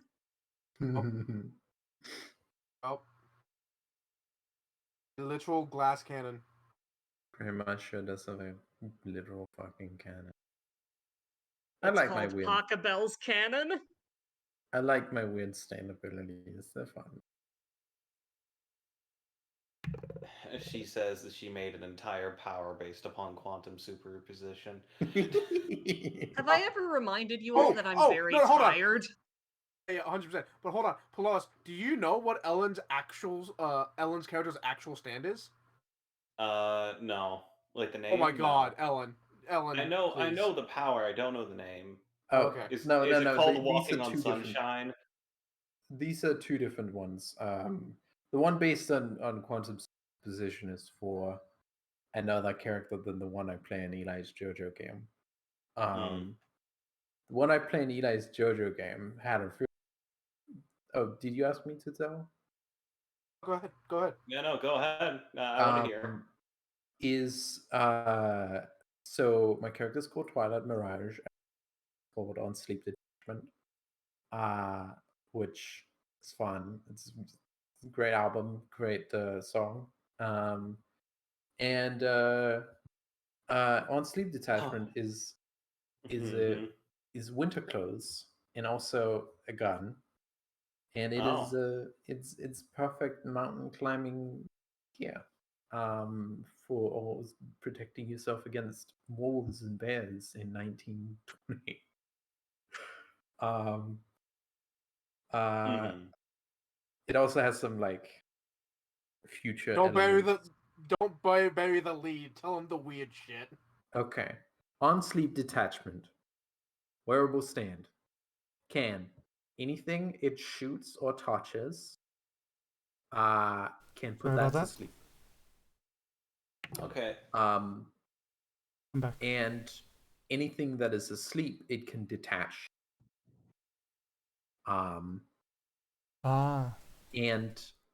recently got an upgrade called Lullaby for, which means that it can put anything to anything. So inanimate objects included. Yes. Fire, inanimate objects, trains. So to detain a person, Twilight Mirage will often put their hands to sleep and then physically take them off the person. Yes, via magic JoJo. They'll still retain the ability to move those hands. They are taken off, you know. So yeah, that's fun. Hope you enjoy this side bit, audience. Most complicated thing I ever made, you fuckos. Oh wait, Zero's back. Welcome Hello. back. Hello. We decided Welcome. being blinded for several hours would be a good place to leave off. Yeah, no, I mean, that's I guess it's a good place to leave off, but Freya has just woken up. Don't worry, we'll deal with it. All of us next going, session. we're blind! Hello, Well, audience. Goodbye. So, Freya, it's not like the audience couldn't hear you the entire time. They could. Yeah, no, I understand. They heard about a JoJo game. Congratulations. Yeah, Freya will wake up, and she will simply say, before I cut it, "Are all of you okay? You don't look very good." My eye!